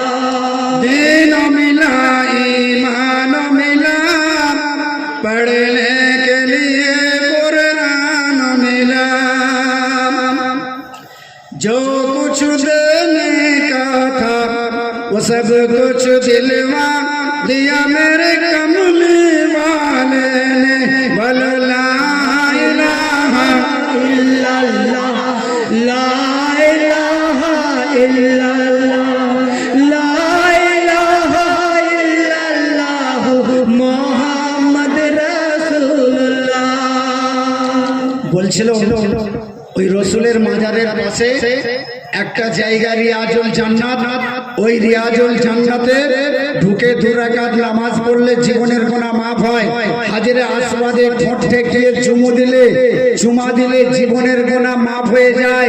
দুনিয়াতে এসেছেন কে কবে কখন কোন দিনে আল্লাহ জানে, আপনার বাপ মা জানে, কিন্তু একটাই মাত্র ট্যাবলেট আছে, মাসুম বেগুনাহ মাতৃ এই বেগুনা হওয়ার জন্য একটাই ট্যাবলেট, সেটা হচ্ছে হাজিরে আসওয়াদে ঠোঁট ঠেকান, জীবনের গুনাহ মাফ হয়ে বেগুনা মাসুম হয়ে যাবেন। জোরে বলুন। মনে মনে করছেন হুজুর 5 লাখ টাকা কোথায় পাবো, কেমন করে হজে যাব, 5 লাখ টাকা আছে কোথায়, আমি তো টোটো চালাই, আমি তো চাষি, আমি তো কোদাল কাঁপাই, আমি জন্মজোর, আমি রঙের ঠিকাদার, রঙের কাজ করি, জোগাড় দিই, আমার কাছে অত টাকা তো নেই, যাব কি করে, ওই মদিনায় যাব কি করে, সালাম দেবো কি করে, জিয়ারত করব কি করে, রিয়াজুল জান্নাতে 2 রাকাত নামাজ পড়বো কি করে। আমার রাসূল বলছেন, ওরে মাধবপুরের মুসলমান, বর্ধমান জেলার মুসলমান, 20 শতাব্দীর মুসলমান, মনটা ছোট করে নেবেন নাই, মনটা ছোট করবেন নাই। আমার রাসূল বলছেন, হ্যাঁ হ্যাঁ, তোদের গ্রামে, তোদের দেশে, তোদের বাড়িতে, তোদের এলাকায় যেদিনে যে ঘন্টায় কোরআন ও হাদিসের কথা আলোচনার মজলিস হবে, ওরে মাধবপুরের মুসলমান, ওই মজলিসটা তৎক্ষণাতের জন্য রিয়াজুল জান্নাত হয়ে যায়। তাহলে জান্নাতের বাগানে বসে আছেন, জান্নাতের বাগানে বসে আছেন, এই হ্যাঁ বলেন না? জি হ্যাঁ। যারা বাইরে ঘোরাঘুরি করছে, মাছি হয় 4 প্রকারের, একটা হচ্ছে গোবরে পোকা, একটা হচ্ছে মৌমাছি, একটা হচ্ছে প্রজাপতি, আর একটা হচ্ছে আরেকটা কি ভোমরা। ভোমরা, ভোমরা বোঝেন তো? এই সোতা হয় 4 কিসিমে। 1 নম্বর সোতা হচ্ছে ভোমরা, এরা আসে যেদিকে দেগ রান্না হচ্ছে ওদিকে ঘোরাফেরা করে, কত দূর পর্যন্ত লাইট দিয়েছে, দেগেতে কি মাল আছে, কটা দেগ বসেছে, কখন খাওয়াবে, কমিটি সেক্রেটারিকে জিজ্ঞাসা করে। এরা হচ্ছে ভোমরা মার্কা সোতা, ভো ভো ভো ভো করে ঘুরে ঘুরে ঘুরে ঘুরে ঘুরে একটা গরম চা আর একটা জর্দা পান গালে দিয়ে চামচে টান দিতে দিতে বাড়ি চলে যায়। ও ঠিক টাইমে এসে যাবো, চিন্তা নেই। জিজ্ঞাসা করছিলাম, বাবা এই গ্রামে কত বাস? বললে 250 মতো ঘর আছে। মাশাআল্লাহ, আমার যা অঙ্ক, প্রত্যেক ঘর থেকে মানুষ এসে গেছে, মজলিস এত সুন্দর বেড়ে গেছে। এই সোনার বাচ্চারা, আর একটা মাছি আছে, এই বাচ্চারা চপ চপ চপ, এরা ভাবছে হুজুর কখন আখেরি মোনাজাত করবে, বল না খাবো তো নাকি বিরিয়ানি, এই বিরিয়ানি খাবি তো, এইখান থেকে শুরু হবে। যারা কথা বলবে ওদের দেয়া হবে না। বাচ্চাগুলো ভালো, কারণ এদের বাপ ভালো, মা ভালো, দাদু দাদি ভালো, জন্ম নসল ভালো, তাই ছেলেগুলো ভালো। এবারে চুপ করো বাবা, কিছুক্ষণ বাদে শেষ করে দেবো ইনশাআল্লাহ। কি কথা বলছিলাম বাবা? আর একটা মাছি যে হচ্ছে প্রজাপতি, আসে ফুলের বাগানে, মধু খায়, চলে যায়। কিছু শ্রোতা আছে শুনবে, সারা রাত হুজুর ওয়াজ করুন, আমরা শুনবো। সকালবেলা সানের ঘাটে বসে গুল ঘষতে ঘষতে বলবে, উলুবেড়িয়ার আকরাম সাহেব যা ওয়াজ করেছেন না, বলে কোনটা নিয়েছিস? বলছে ওটা আমাদের কাছে না, আমরা ওয়াজ শুনেছি, মাশাআল্লাহ বিরিয়ানি ভোর পেটে খেয়েছি, খেয়ে ঘর চলে এসেছি, আর আমরা যা ছিলাম তাই আছি, আমাদেরকে কেউ সোজা করতে পারবে নাকি? আমরা যা ছিলাম তাই। মসজিদে মুসল্লি খালি হয়ে গেছে, ওই মসজিদ আল্লাহর কাছে গিয়ে ফরিয়াদ করবে, আল্লাহ মাধবপুরে পাঠিয়েছিল আমাকে, আমার খোরাক দেয়নি মাধবপুরের মুসলমান। বলে হুজুর আমরা খোরাক দিইনি, কি সুন্দর মসজিদ করেছি, রং চং চকচকে ঝকঝকে, 2তলা 3তলা মসজিদ করেছি, আলিশান ইমাম সাহেব রেখেছি, মাইনে দিচ্ছি, খাওয়াচ্ছি, কোনো অসুবিধা নেই হুজুর, আমাদের গ্রামে ইমাম সাহেবের কোনো কষ্ট নেই। ও ভাই, মসজিদের খোরাক হলো নামাজি, এই নামাজ আমরা পড়ছি না। তো একরকম প্রজাপতি, এরা আসে খায় চলে যায়, মধু খায় চলে যায়, কোনো আমল করবে না।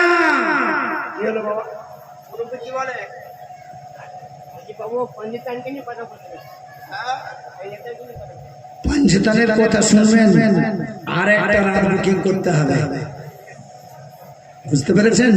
পঞ্চতান খুব ভালো সাবজেক্ট। কে কে আছে ওর ভেতরে? হাসান, হুসাইন, মা ফাতেমা, শেরে খোদা, আর একজনকে জগৎগুরু প্রফেট মুহাম্মদ রাসূলুল্লাহ। এই 5 পঞ্চতানের কথা বলতে গেলে কমপক্ষে 6 ঘন্টা লাগবে। আয় মুরব্বি দাঁড়াও, 6 ঘন্টা বসে ওয়াজ শুনবে তো? বসো বসো।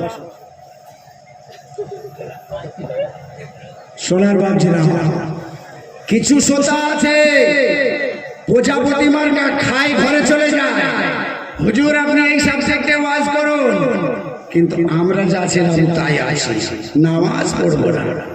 আপনার মতো কত বক্তা এলো আর গেল, মনে কষ্ট হচ্ছে নাকি আপনাদের? কষ্ট হচ্ছে? জি না। একজন মৌলানা সাহেব আমল করেছে, কিসের জানেন? জিনের আমল। চুক্তি হয়েছে, আমি জিন বলছে আমি তোমার তাবে হয়ে থাকবো বটে, একটা শর্ত বলে কি বল, সবসময় কাজ দিতে হবে। ঠিক আছে কাজ দেবো, বললো ঠিক আছে যখন ডাকবেন তখনই চলে আসবো, অসুবিধা নেই। কাজ দেন, না হলে কিন্তু আপনার গলা টিপে মেরে ফেলবে। কি কাজ দেবে? বলছে এক কাজ কর, ওই ওখানে আমার 5 বিঘে জমিতে ধান পেকে গেছে, ওগুলো সব কেটে চলে আয়। জেনের ব্যাপার তো গেল, করে কেটে দিয়ে চলে এসে বলছে হুজুর কাজ দেন। চিন্তা করছে মৌলানা সাহেব অনেক বড় মানুষ, এই কলকাতার বড় বাজার থেকে একদিন ডালদা নিয়ে আয়, গেল আর এলো। হুজুর তারপর একটা বলুন কাজ দেন। তো মহা মুশকিল, কত কাজ দেওয়া যায়? এই ব্যাঙ্গালোরে আমার বড় বেটা আছে, আর বোম্বেতে আমার শালির বেটা কাজ করে, কি করছে দেখে আয়, খোঁজ খবর নিয়ে এসে সেকেন্ডে গেল এলো, ও তো উড়ে যাবে। জেনের ব্যাপার তো বুঝতে পারছেন না, কাজ দেন না হলে গলাটা বেঁধে দেবো। শেষবেলায় মনে সাহেব চিন্তা করছে একে কি কাজ দেওয়া যায়। একটা গাঁটালা বাঁশ কেটে এনেছে, বলছে কি করবো বলুন? এই উঠোনেতে খানিকটা পথ পুঁতে দিয়েছে, বলছে তুই বাঁশেতে উঠবি আমি উঠবি আমি। রক্ষে হলো, ওটে নামে এরকম করতে করতে কিছুক্ষণ কয়েকদিন বাদে বাঁশটা ভেঙে গেছে। বলছে হুজুর এবারে কি করবো বলুন? বলি সাহেব চিন্তা করছে মহা মুশকিল, না হলে কি শর্ত আছে? গলা টিপে মেরে দেবে। বলছে এক কাজ কর, তেমাতানি থেকে একটা কুকুর ধরে নিয়ে এনেছে। হুজুর বলুন, ওই যে দালদার টিনটা এনেছিলি ওই টিনটা কাট। কেটেছে হুজুর বলুন, বলে ঘি দিয়ে ওর লেজটাকে সোজা কর। ঘি দিয়ে কুকুরের লেজ সোজা করা হচ্ছে, বলে যতক্ষণ না সোজা হয় ততক্ষণ ওটা মলতে থাকবে। কথা বুঝতে পারেন না? টাকা কুকুরের লেজ সোজা হবে? জি না। মোলে ছেড়ে দেয় আবার বেঁকে যায়, মোলে ছেড়ে দেয় আবার বেঁকে যায়। বাপজিরা আমার মনে কষ্ট নিও না গো, এত টাকা খরচা করে জলসা দিয়েছো কেন? বক্তাদের পেট পুঁজি করার জন্য? ইমাম সাহেবকে রেখেছো সারা বছর খাইয়ে পরিয়ে কেন? তো আমল করবেন না? আমল বলো না এলে বড় বড় কে? ইনশাআল্লাহ আজকের জলসার পর থেকে আমি 3টে জিনিসের ওয়াদা করাতে চাই। মনে করছেন সব বলাস করেছে, টাকা পয়সা চাইবে নাকি দেব? সব জায়গায় আমাকে কালেকশন করতে হয়। মাশাআল্লাহ আজকের জলসায় কোনো কালেকশন নেই। আর আপনাদের যা মনোভাব, যে মানসিকতার মানুষ আপনারা, আমি যদি কালেকশন করি কয়েক লাখ টাকা কালেকশন করে, কিন্তু আমি কালেকশন করবো না, কমিটির পারমিশন নেই। যাই হোক, আমি বলতে চাচ্ছি টাকা চাইবো নাকি ভাবছেন না? আমি একটা জিনিসে ওয়াদা করাবো, যে জিনিসটায় টাকা পয়সা খরচা হবে না বাবা, হাটে থাকো মাঠে থাকো ঘাটে থাকো দেশে থাকো বিদেশে থাকো, পেশাব করে পানিটা নিতে হবে।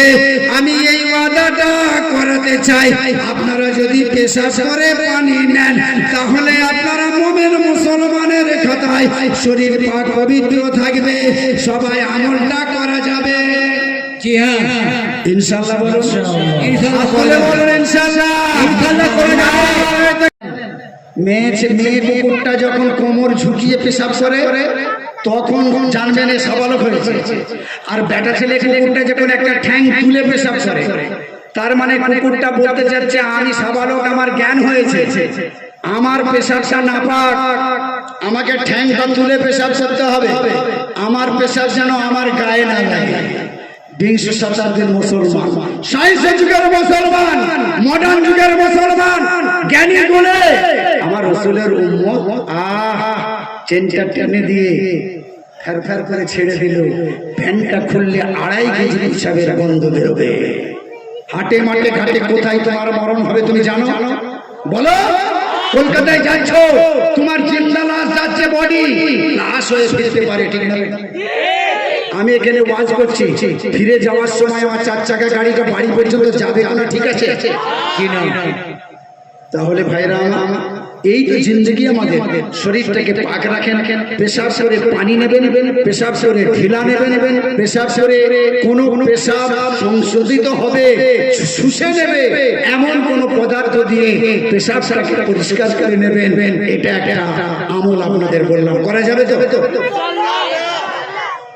আর একটা কথা বলবো, ওই কথাটা হলো বাবা, সত্য কথা বলতে হবে। এই আমলটা করা যাবে? ইনশাআল্লাহ করা যাবে? ইনশাআল্লাহ করা যাবে? ইনশাআল্লাহ। ইনশাআল্লাহ বলুন। এই 3টে আমলের কথা বলেছিলাম না? আর একটা কথা বলছি, যাদের মার বাপ বেঁচে আছে, এই অঞ্চলেরা যাদের মা বাপ বেঁচে আছে, মনে করো খানায় কাবা তোমার ঘরে আছে, জোরে বলো সুবহানাল্লাহ। তাই হয় নাকি? এই সামনের ছেলেটার নাম কি বলো তো? ওই ছেলেটার নামটা কি বলো? এই মুরব্বি, এই তোমার পিছনে যে ছেলেটার নাম কি? আরে বলো না তোমার নামটা। ওই যে রশিদ মল্লিক, বশির মল্লিক, এখানেই বাড়ি, অন্য জায়গায় বাড়ি? এই বশির মল্লিক কলকাতায় যাচ্ছে, যাওয়ার সময় মা মুরব্বিটা বসে আছে কোথায়? মায়ের ঠিকানা হচ্ছে সেই রান্নাশাল, না সিঁড়ির তলায়, না ছিটে বেড়া সেই পুরনো রান্নাঘরটা, ওটা মায়ের। আর বশির মল্লিকের জন্য এসি রুম, পাকা বাড়িটা। বিচেন মোল্লা বলেছে, খবরদার তোমার মাকে এখানে এই ঘরে তুলো নি, ওইখানে রাখো। যাবার সময় বসির কলকাতায় যাচ্ছে, মাকে একবার বলবার ক্ষমতা হলো নি, বিবিকে বলছে, রশিদা, বইয়ের নাম রশিদা, মনে করে, এ রশিদা আমি যাই? বিবি বলছে, যাও বটে, মনে আছে তো? কি বলেছিলাম বলো তো? শীতের সময় হলে একটা ভালো শাল আনবে মনে করে, আর গরমকাল হলে একটা সুন্দর পাখা কিনে আনবে। বিবি বলেছে, মনে খুশি করে চলে যাবে। বিবি এইগুলো চাই। আর মায়ের কাছে যদি যায় বসির মল্লিক, ওগো আমার মা, আমি তোমার নারী ছেড়া ছেড়ে আমি কলকাতায় যাচ্ছি মা, আমার জন্য একটু দোয়া করে দাও। সঙ্গে সঙ্গে মা, বুড়িমা দুটি হাত তুলে বলে, ওরে আমার আল্লাহ, আমার কলিজা ছেড়া বসির মল্লিক কলকাতায় যাচ্ছে, দিল্লি যাচ্ছে, বম্বে যাচ্ছে, ব্যাঙ্গালোরে যাচ্ছে, আল্লাহ আমার বাচ্চার ইবাদত আল্লাহ তুমি করে দিবে। আল্লাহর কোরআন কি বলছে? এই কোরআন তুমি বলো। কোরআন বলছে 4 নম্বর 15 সূরার নাম সূরা বনী ইসরাঈল। আল্লাহ বলছেন, হ্যাঁ, ওই 3 নম্বর পৃষ্ঠায় বাম দিকের শুরুতে, ওয়াকাদা রাব্বুকা আল্লা তা'বুদু ইল্লা ইয়্যাহু ওয়া বিল ওয়ালিদাইনি ইহসানা ওয়া লা তানহারহুমা ওয়া কুল লাহুমা কাওলান কারীমা।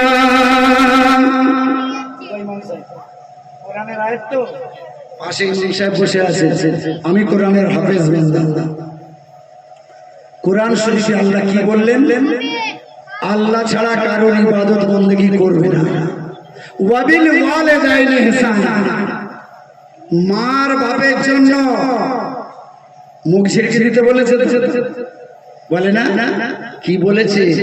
এই মাধবপুরের জওয়ান ছেলেরা, আমি আকরাম হোসেন 3 নম্বর ওয়াদাটা করাবো। আজকের জলসার মাঠ থেকে গিয়ে নিজের ঘরে গিয়ে, যার মাটা বেঁচে আছে, আব্বা জান বেঁচে আছে, মুরব্বি বেঁচে আছে, যার বাপ মা 2 আছে, সোনাই সোহাগা, যার বাপ নাই তো মা আছে, মা নাই তো বাপ আছে, ঘরে গিয়ে ওই মায়ের কদমে মা, আমি ভুল করেছি মা, আমি বিবির কথা শুনে কত মুখ করেছি মা, তোমাকে খোরাকি দিইনি মা, তোমাকে খেতে দিইনি মা, গর্ভ ধরিনি মা,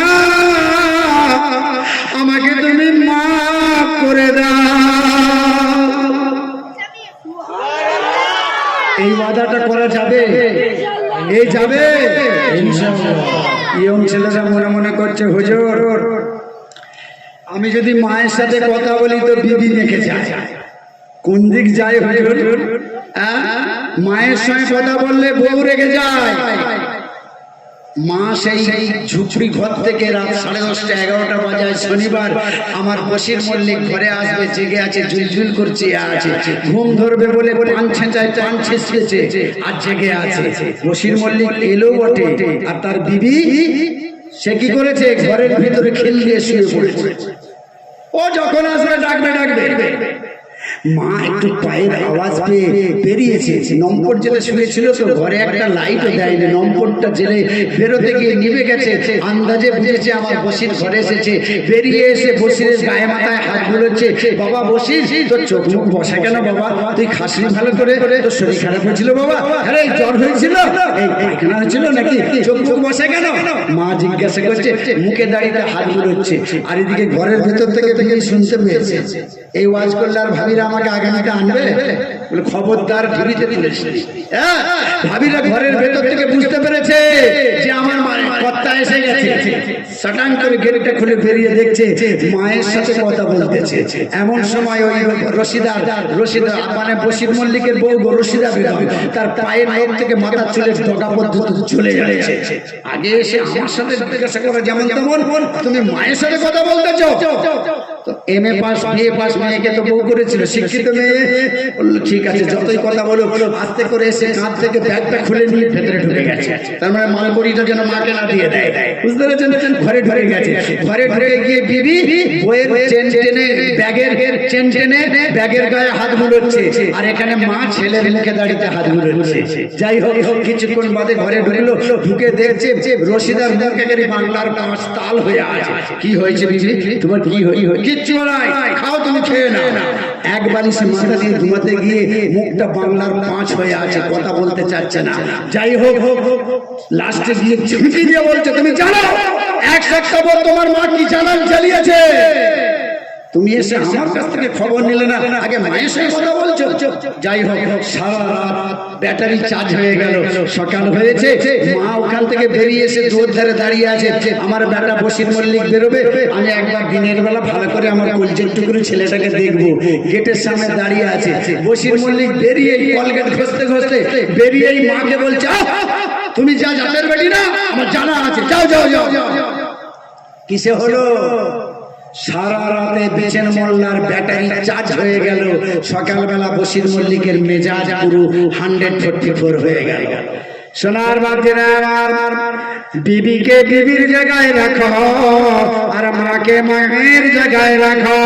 মায়ের সঙ্গে বড় বড় কথা বললে তোমার জন্য যত বড় হাজি হও, যত বড় গাজী হও, যত বড় হাফেজ হও, যত বড় মৌলানা হও, যত বড় চিল্লাওয়ালা হও, যত বড় তুমি নামাজি হয়ে যাও, যদি তোমার মা, যদি তোমার আব্বা জান বলে উফি ওয়ালা তানহারহুমা, যদি মনে দুঃখ নিয়ে উফু শব্দটা বলে দেয়, ওরে মাফে মরলে, ওরে বসির মরলে, তোমার তকদিরেতে আমার আল্লাহ জাহান্নাম লিখে দেবে। কথা বুঝতে পারছেন না? পারেননি? সেই জন্য জলসা থেকে ফিরে গিয়ে আপনার মায়ের কদমে ধরে, যদি মানে গন্ডগোল হয়ে থাকে, যাদের মাশাআল্লাহ ঠিক আছে তাদেরকে বলছি না, তবু মায়ের দোয়া নেবেন, বাপের দোয়া নেবেন। আমার বাজিরা আসুন, আপনারা সাবজেক্ট দিয়েছেন, মেয়েরা অনেক আছে, মেয়েদের কথা বলতে বলেছেন। মেয়েদের পর্দার কথা কি বলবো ভাইরা আমার? ঈদ হয় প্রত্যেক পাড়ায়, হয় কি হয় না? ঈদ হয় তো? ঈদ তো আপনাদের গ্রামে ছোট ঈদগাহে ঈদ হয়, আর একটা বড় ঈদগাহ আছে। ঈদের পর 8:30টা ঈদ হয়ে গেল। আপনাদের কাছে 8:30 হয়েছে তো? 7:30টা ঈদ হয়ে গেল। তারপরেতে রহিম বক্স, করিম বক্স, গোলাম রসুল, এত ভালো ভালো নাম হয়তো নেই। আজকে তো ছেলে হলে তাদের নামগুলো আল্লাহ আল্লাহ রসুলের সাথে মিলিয়ে রাখতে বড় কষ্ট হয়। তাই বাচ্চা হয়েছে বশির মল্লিক, মলি সাহেবের কাছে গেছে, ইমাম সাহেব একটা ভালো নাম বলুন না, আমার ছেলেটার নাম রাখি। ইমাম সাহেব বলছে ওর নাম রাখো গোলাম রসুল। আব্দুল্লাহ, আব্দুর রহমান, বলে রহমান চাচা কবে মরে গেল, সেই নাম এখনো চলে, লেটেস্ট কিছু নাম বলুন। বলছে আব্দুর রশিদ, আব্দুর রহিম, বলে এসব নাম চলবে না হুজুর। এরপরে যাচ্ছে বড় সেলেজকে ফোন করেছে, সেলেজকে বলছে হুজুর আমার ভাবি, আমার তো একটা বাচ্চা হয়েছে, একটা নাম পাঠাও তো। ভাবি বলে পাঠাচ্ছে হ্যাঁ ভাই একটা সুন্দর নাম পেয়েছে। বলে কি নাম, বলে ওর নাম রাখো মিঠু। আল্লাহর কোরআন বলছে ওরে মদপুরা মুসলমান, আমার আল্লাহ হাসরের মাঠে কিয়ামতের ময়দানে কিছু মানুষের পায়ে জাহান্নামের জিঞ্জির বেঁধে ফেরেশতারা টেনে টেনে টেনে টেনে জাহান্নামের দিকে নিয়ে যাবে। গভীর মনোযোগে শুনবেন, খেয়াল করে শুনবেন।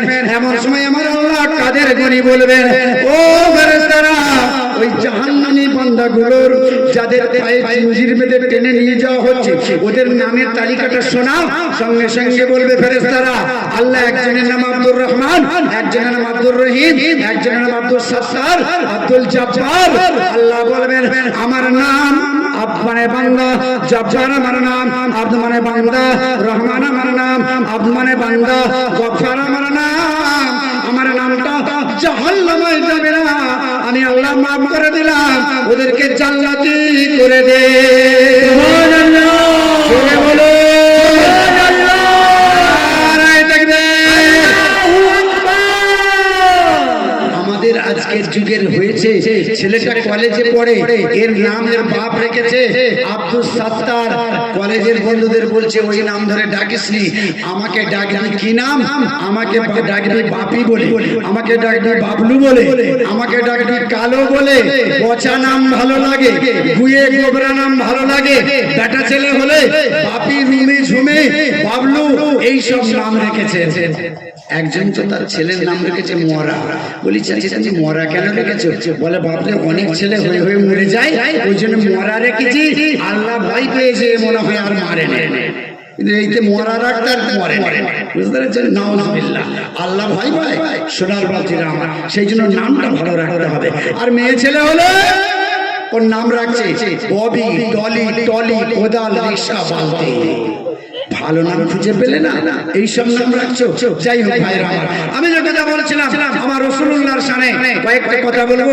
একটু দরুদ শরীফের নাজর আল্লাহুম্মা সাল্লি আলা সাইয়্যিদিনা মাওলানা মুহাম্মদ ওয়া আলা আলি সাইয়্যিদিনা মাওলানা মুহাম্মদ। ইমাম সাহেবের ঘড়িতে 12টার 6 হয়েছে, আপনাদের 12টা বেজে গেছে নাকি? মাশাআল্লাহ, চলবে তো না? দোয়া করে দেবো না? জি চলুক চলুক, হ্যাঁ চলবে। হ্যাঁ, আমার রাসূলুল্লাহ এই আমাদের এই ভাই, হিন্দু ভাই, খ্রিস্টান ভাই, জৈন ভাই, এরা তাকিয়ে থাকে মুসলমান না কেন ওই মানুষটাকে মানে, ওই নবী মুহাম্মদকে কেন মানে, রসুলটা কি রসুল, কেমন রসুল, কেমন নবী, কিসের জন্য এত মানে। আমার নবীর একটু কথা বলে যাই, আমার সোনার ভাইয়েরা আছে, যে কথা আগে আমি বলতে গিয়ে ছেড়ে দিয়েছিলাম।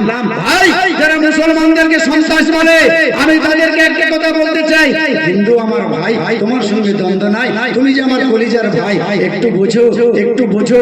এই ভারতবর্ষকে স্বাধীন করার জন্য যেদিন একটা হিন্দু ভাই, যার নামটা ইতিহাস হিস্ট্রি খুলে দেখো, যার নামটা লেখা আছে ক্ষুদিরাম, নাম শুনেছেন? এই ক্ষুদিরাম নাম শুনেছেন? জি হ্যাঁ, এই ক্ষুদিরাম ভারতবর্ষ স্বাধীন করার জন্য, এই ভারতকে স্বাধীন করার জন্য লর্ড ক্লাইভকে যখন ওই আপনার কি বলে মারতে গিয়েছিল, ওই ক্ষুদিরাম মারতে গিয়েছিল, তাকে অ্যারেস্ট করা হয়েছিল। ঘটনা সংক্ষেপ করে বলছি, অ্যারেস্ট করা হয়েছিল। অ্যারেস্ট করার পরে এর ফাঁসি হবে, ক্ষুদিরামের ফাঁসি হবে। ভালো করে শুনে রাখেন, গভীর মনোযোগ দিয়ে শুনুন। ক্ষুদিরামের ফাঁসির সময় প্রত্যেকটা মানুষের ফাঁসির সময় তাকে 3টে করে কথার সুযোগ দেওয়া হয়। বলো ক্ষুদিরাম, তোমার কি কাউকে দেখার ইচ্ছা আছে? বলে হ্যাঁ হ্যাঁ আমার দেখার ইচ্ছা আছে, আমি দেখতে চাই, আমার দুটো মাকে দেখতে চাই। তোমার কি কিছু খাওয়ার ইচ্ছা আছে? বলে কোনো খাওয়ার আমার প্রয়োজন নেই। তোমার কিছু বলার ইচ্ছা আছে? হ্যাঁ বলার ইচ্ছা আছে। আমি ক্ষুদিরাম, আমার ইন্তেকাল, আমার ফাঁসির আগে আমি দেখতে চাই আমার দুটো মাকে। পৃথিবীর জমিনে কোনো কারণে দুটো বাপ হতে পারে, কিন্তু দুটো মা কারো হয় না। হয়েছে নাকি কারো? এই দুটো মা কারোর হয়? দুটো বাপ কোনো কারণবশত হতে পারে, কিন্তু দুটো মা কারোর হবে না, একটাই মা। ক্ষুদিরাম বলছে, এই জজ সাহেব, আমি আমার দুটো মাকে দেখতে চাই। বলে দুটো মা, নামটার ঠিকানা বলে দাও। ঠিকানা দেওয়া হলো। একটা মাকে নিয়ে আসা হচ্ছে, তার কপালে সিঁদুর আছে। আমার হিন্দু ভাইরা ভালো করে শুনুন, মুসলমানকে যারা সন্ত্রাস বলে, মুসলমান সন্ত্রাস নাই। আমাদের নেতার নেতা প্রফেট মুহাম্মদুর রাসূলুল্লাহ সাল্লাল্লাহু আলাইহি সাল্লাম, জানার আদর্শ, জানার নীতি, জানার নীতি, that is holy Quran, life dictionary Quran মতো আমরা হাদিস মতো চলি। আমরা কোনদিন সন্ত্রাস নই। তার জাজল্য প্রমাণ। ক্ষুদিরামকে যখন বলা হলো, তোমার দুটো মা ঠিকানা দাও, একটা মায়ের কপালে সিঁদুর, হাতে শাঁখা পরে আসছে, আর একটা মা বোরকা পরে আসছে, বোরকা পরে আসছে। লর্ড ক্লাইভ প্রশ্ন করেছিল, এই ক্ষুদিরাম বলো, তোমার দুটো মা কেমন করে হলো? আমি মানি তোমার সিঁদুর পরা আর হাতে শাঁখা দেয়া, ওই যে তোমার গর্ভধারিণী মা, আর বোরকা পরা মুসলমানের মেয়ে, এটা তোমার মা কি করে হলো? তোমাকে এই জায়াসে বুঝিয়ে দিতে হবে। সেদিনে ক্ষুদিরাম কি বলেছিল? বলবো না, ছেড়ে দেবো? বলবো। সেদিনে ক্ষুদিরাম বলেছিল, এই বাংলার লর্ড জজ ক্লাইভ, লর্ড বাহাদুর, শুনুন শুনুন, ওই যে কপালে সিঁদুর, হাতে শাঁখা, ওই যে মেয়েটা আসছে, ওটা আমার গর্ভধারিণী মা, জনম দুঃখিনী মা। আর বোরকা পরা মেয়েটা কে তোমার? তুমি কেন মা বলেছ? বলে শুনুন, সেই দিনের ঘটনা আপনার মনে আছে, যেদিনে আমি আপনাদেরকে লক্ষ্য করে বন্দুক গুলি ছুঁড়েছিলাম, সেদিনে আমার পেছনে পেছনে আপনার সৈন্যদলেরা ধাওয়া করেছিল। রাত্রে ঘড়ির কাঁটায় 12:30 বাজে, সেই সময় আমার পেছনে ধাওয়া করা হয়েছিল। লর্ড ক্লাইভ বলে, হ্যাঁ মনে আছে, সেই দিন আমার সৈন্যরা তোমাকে ধরার জন্য গিয়েছিল। লর্ড ক্লাইভ বলছে, হ্যাঁ আমার মনে আছে, সেই দিনে তুমি তো পালিয়ে গিয়েছিলে, তোমাকে খুঁজে পেয়েছিলাম না। বলে সেই দিনের ঘটনা ছিল, আমি ক্ষুদিরাম যখন হিন্দু পাড়া থেকে পার হয়ে গেলাম, ঘড়ির কাঁটাতে 12:30 বাজে, তখন সব গাড়িগুলো বন্ধ ছিল। আমার পেছনে সৈন্যরা তেড়ে আসছে, পেলে আমাকে গুলি করে দেবে। সেই সময় দৌড়াতে দৌড়াতে দৌড়াতে দৌড়াতে একটা মাঠ পার হয়ে গেলাম। মাঠ পেরিয়ে গিয়ে দেখলাম একটা মুসলিম পাড়া পড়েছে। ওই মুসলিম পাড়ার একটা ঘরের দরজা একটুখানি খোলা আছে, তার ভেতর থেকে একটু আলো বাইরে আসছে। আমি ক্ষুদিরাম সেই কি করেছিলাম, ওই বাড়িটার কাছে, ওই ঘরের কাছটায় গিয়ে ওই যে আলোটা দেখতে পেয়েছিলাম, ওই দরজার কাছে গিয়ে বলেছিলাম, কে গো মা, কে তুমি মা? আমাকে একটু জায়গা দাও, আমাকে মারতে আসছে লর্ডের লাইভের লোকেরা, সৈন্য সামন্ত আমাকে অ্যারেস্ট করবে, জীবনের মতো গুলি করে শেষ করে দেবে। মা গো, তুমি প্রাণ ভিক্ষা দাও, একটু জায়গা দাও। সেদিন ওই দরজাটা খুলে দেখা গেল, একটা মুসলমানের মেয়ে ঈশান নামাজ পড়ে, তাহাজ্জুদ পড়ে, কোরআন শরীফ তেলাওয়াত করতেছিল। জোরে বলো, এই জোরে বলো সুবহানাল্লাহ। কোরআন শরীফ তেলাওয়াত করতেছিল। আমি সেই ক্ষুদিরাম ওই দরজাটা খুলে ওর ভেতরে ঢুকেছিলাম। আমি বলেছিলাম, মা গো, আমি তোমার পেটের ছেলে না হলেও আমি তোমার পেটের ছেলে মনে করো, আমার প্রাণ ভিক্ষা একটু জায়গা দাও। সেদিন মুসলমানের মেয়েটা কোরআন শরীফটাকে বন্ধ করে দিয়ে ওই ক্ষুদিরামকে তক্তপোষের তলায় ঢুকিয়ে দেওয়া হয়েছিল, বেডশিট থেকে টেনে দেওয়া হয়েছিল। পেছনে পেছনে লড়ে সৈন্যরা, পেছনে পেছনে গিয়ে দেখছে একটা দরজাতে একটা বাড়িতে আলো জ্বলছে, নিশ্চয়ই এর ভেতরে ক্ষুদিরাম আছে, তাই সবাই গিয়ে ওইখানে হামলা করেছে। এর ভেতরে ক্ষুদিরাম এসে থেকে বলো। সেই দিনে মুসলমানের মেয়েটা নামাজ পড়ে, তাহাজ্জুদ পড়ে, কোরআন শরীফটাকে বন্ধ করে দিয়ে উঠে দাঁড়িয়ে বলেছিল, আমার ঘরের ভেতরে ক্ষুদিরাম বলে কোনো মানুষ নাই। সত্য বলেছে না মিথ্যা বলেছে? উত্তর দাও। সত্য বলেছে। কথা ওয়াজ বুঝতে পারেননি? ঘরের ভেতরে তক্তপোষের তলায় আছে ক্ষুদিরাম। মুসলমানের মেয়েটা উঠে দাঁড়িয়ে কোরআন শরীফ তেলাওয়াত করতে করতে উঠে দাঁড়িয়ে পড়ে বলেছিল, আমার ঘরে কোনো ক্ষুদিরাম ব্যক্তি নেই। সত্য বলেছে না মিথ্যা বলেছে? সত্য বলেছে। কি বলেছে? এই কিভাবে সত্য বলবো? ক্ষুদিরাম তো আছে। ওয়াজ বুঝতে পারছেন না? ক্ষুদিরাম তো ঘরের ভিতরে আছে, তা সত্ত্বেও বলছে ক্ষুদিরাম নাই, তাহলে মিথ্যা বলেছে তো? ওয়াজ বুঝতে পারেন না? মিথ্যা বলেছে। একটা মুসলমানের মেয়ে নামাজ পড়া, কোরআন পড়া, তাহাজ্জুদ পড়া মেয়েটা কোরআনটাকে বন্ধ করে দিয়ে উঠে দাঁড়িয়ে বলেছিল, লর্ড ক্লাইভ, লর্ডের লর্ড, আমার ঘরে কোনো ক্ষুদিরাম বলে ব্যক্তি নাই। সবাই ফিরে চলে গেল। তাদের একই ছিল, মুসলমান কোনোদিন মিথ্যা কথা বলতে পারে না, মুসলমান কোনোদিন মিথ্যা কথা বলবে না। পাহাড় টালমালো হয়ে যাবে, জানটা চলে যাবে, তবু মুসলমানের বেটা, মুসলমানের মেয়ে নামাজ পড়ে কোরআন শরীফ পড়ছে, এ কোনোদিন মিথ্যা কথা বলতে পারে না। চল ফিরে চল, সবাই ফিরে চলে গেল। সেদিন ক্ষুদিরামের প্রাণ ভিক্ষাটা দিয়েছিল। আজকে সেই ক্ষুদিরাম বলে, ওই মাটাকে নিয়ে এসো। বোরকা পরা মেয়েটাকে যখন সামনে নিয়ে এলো, আমি বলতে চাই মাধবপুরের মুসলমান যারা অরিজিনাল মুসলমান, যাদের কাছে ইসলামের রীতিনীতি আছে, তারা কোনোদিন যারা নবী মুহাম্মদের তরিকা মেনে চলে, ইহদিনাস সিরাতাল মুস্তাকিম বলে চলে, তারা কোনোদিন সন্ত্রাস হতে পারে না। কোন মানুষকে কতল করা যাবে না। নবী বলেছেন, মাল্লাম ইয়ারহাম সগীরানা ওয়ালাম ইয়াগফির কাবীরানা ফালাইসা মিন্না। আমার রাসূল, আমার নবী বলে গেছেন, যারা ছোটকে স্নেহ করে না আর বড়কে সম্মান করে না, ও আমার উম্মতের বাইরে, খাতার বাইরে। একটু জোরে বলেন সুবহানাল্লাহ। এই আদর্শ আমাদের প্রফেট নবী, সেই নবী যিনি আমাদেরকে এই আদর্শ দিয়ে গেছেন। হিন্দু ভাইকে ভালোবাসো, তাই তাদের তরিকা দেখে তারা মুসলমান হয়েছিল। এই নবী কেমন নবী? যে নবীকে আমরা পথ প্রদর্শন করেছি, প্রফেট মুহাম্মদ রাসূলুল্লাহ কেমন নবী, যাকে আমরা মেনে চলে, যিনি ভগবানের কান্ডারে, ইনি কেমন নবী? রাস্তার ধার দিয়ে যাচ্ছেন, যেতে যেতে দেখলেন তাহাজ্জুদ ফজরের নামাজ পড়তে যাওয়ার সময় দেখছেন রাস্তার ধারে একটা বয়স্ক মেয়ে ছেলে বাড়ির কতগুলো গাঠুরি মালজাল নিয়ে রাস্তার ধারে দাঁড়িয়ে আছে। নবী দেখে গেলেন, গিয়ে মসজিদে নববী শরীফে নামাজ পড়লেন। নামাজ পড়ে ব্যাকে আসছেন, আসার সময় দেখছেন বুড়িমাটা দাঁড়িয়ে আছে। আমার নবী বলছেন, ও বুড়িমা, তুমি দাঁড়িয়ে কেন আছো? এতক্ষণ পর্যন্ত যাওয়ার সময় দেখলাম দাঁড়িয়ে আছো, এখন দেখছি দাঁড়িয়ে আছো, কি ব্যাপারটা তোমার? বলছে, বাবারে তোমাকে আর কি বলবো, একটা কথা বলি, তুমি জিজ্ঞাসা করছেন, শোনো। বলে, কে? বলে, আমি শুনেছি আখেরি নবী যিনি মক্কা নগরে জন্মগ্রহণ করেছেন, আব্দুল্লাহর বেটা আমিনার দুলাল, জগৎগুরু মুহাম্মদ রাসূলুল্লাহ, যিনি কলমা শরীফের দাওয়াত দিচ্ছেন, হিন্দুদের মুসলমান করে ফেলছেন কলমা পড়িয়ে। আমার পৌত্তলিক ধর্ম হলো মূর্তি পূজা করা। আমি হিন্দুর মেয়ে, আমি ওই মুহাম্মদের কলমা পড়ে মুসলমান হতে পারবো না। তাই আমি আমার ঘর ছেড়ে কাঠের জন্য বেঁধে নিয়ে আমি আমার পিত্রালয়ে বাপের বাড়ি চলে যাচ্ছি। দাঁড়িয়ে কেন? কে জিজ্ঞাসা করছে? কে জিজ্ঞাসা করছে? দাঁড়িয়ে কেন? কে জিজ্ঞাসা করছে? নবীজি, ওয়াজ আপনারা বুঝছেন না মনে হয়। নবী জিজ্ঞাসা করছে, দাঁড়িয়ে কেন? বলে, বাবা রে নওজওয়ান, আমি ভোর রাতের বেলা থেকে দাঁড়িয়ে আছি, আমার জন্য কোনো গাড়ি পেলাম না, সওয়ারি পেলাম না, কোনো মানুষ আমাকে জিজ্ঞাসা করলো না, ও বাবা নওজওয়ান তুমি কে? আমার রাসূল বলেছিলেন, কেমন নবীকে আমরা মানি শোনো। এই নবী বলেছেন, বুড়িমা, তোমার গাঠুরিটা কেউ তো নিয়ে যায় নাই, আমি যদি তোমার গাঠুরিটা তোমার জায়গায় পৌঁছে দিই, বলে, বাবা তুমি কে? আমার এই গাঠুরিটা মাথায় করে নিয়ে যাবে, তোমার পরিচয় এখানে একটু দাও। ওরে মাধবপুরের মুসলমান, কোন নবী আমাদের নেতা? কেমন নবীর উম্মত আমরা? কেমন রাসূলকে আমরা মানি? কে আমাদের নবী? বাচ্চারা আমার শোনেন, সেই নবী বলছেন, হায় হায়, ওই গাঠুরিটা আমার মাথায় তুলে দাও। আমার রাসূলুল্লাহ মাথায় করে নিয়েছেন। ওরে রাসূলের উম্মতেরা ভালো করে শুনুন, মাধবপুরের মুসলমানেরা আদর্শ দেখুন।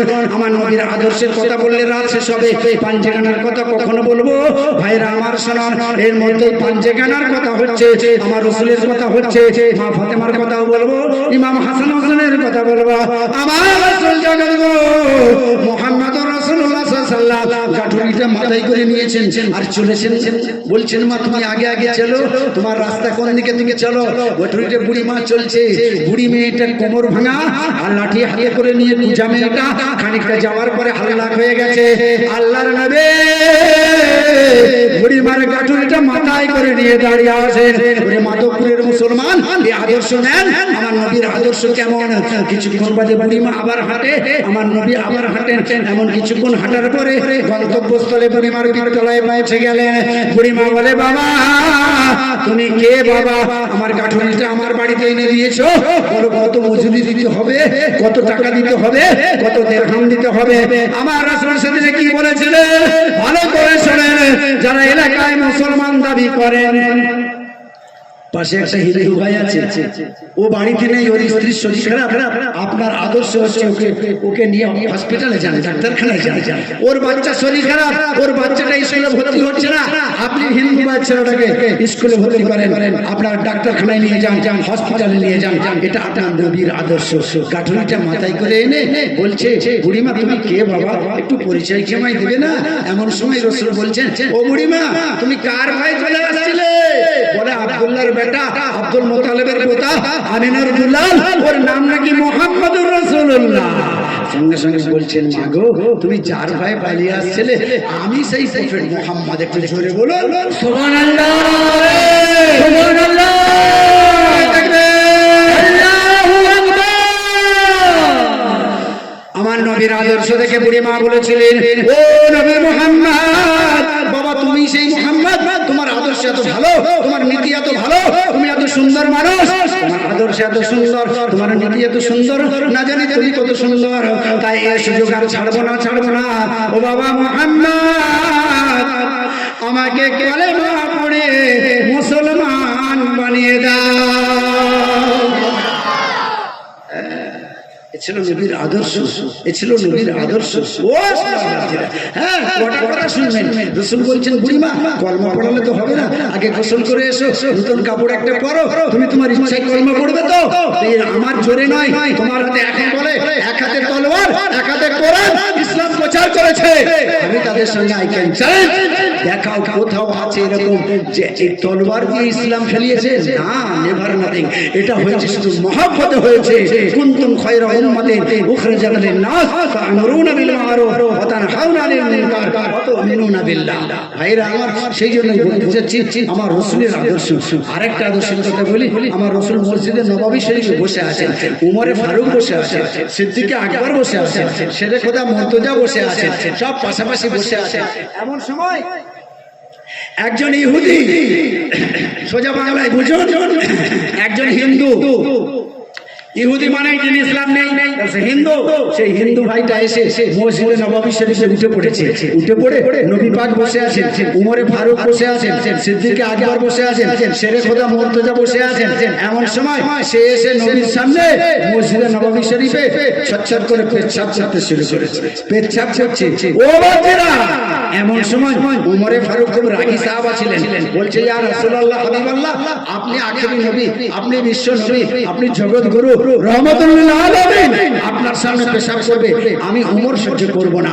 উঠে দাঁড়িয়েছে, নাঙ্গা তলোয়ার রেডি করেছে, আপনি একবার বলুন গর্দানটা আলাদা করে দিন। রাসূল বলছেন, উমর বসো, বসো। উঠে দাঁড়িয়েছেন হযরতে আলী।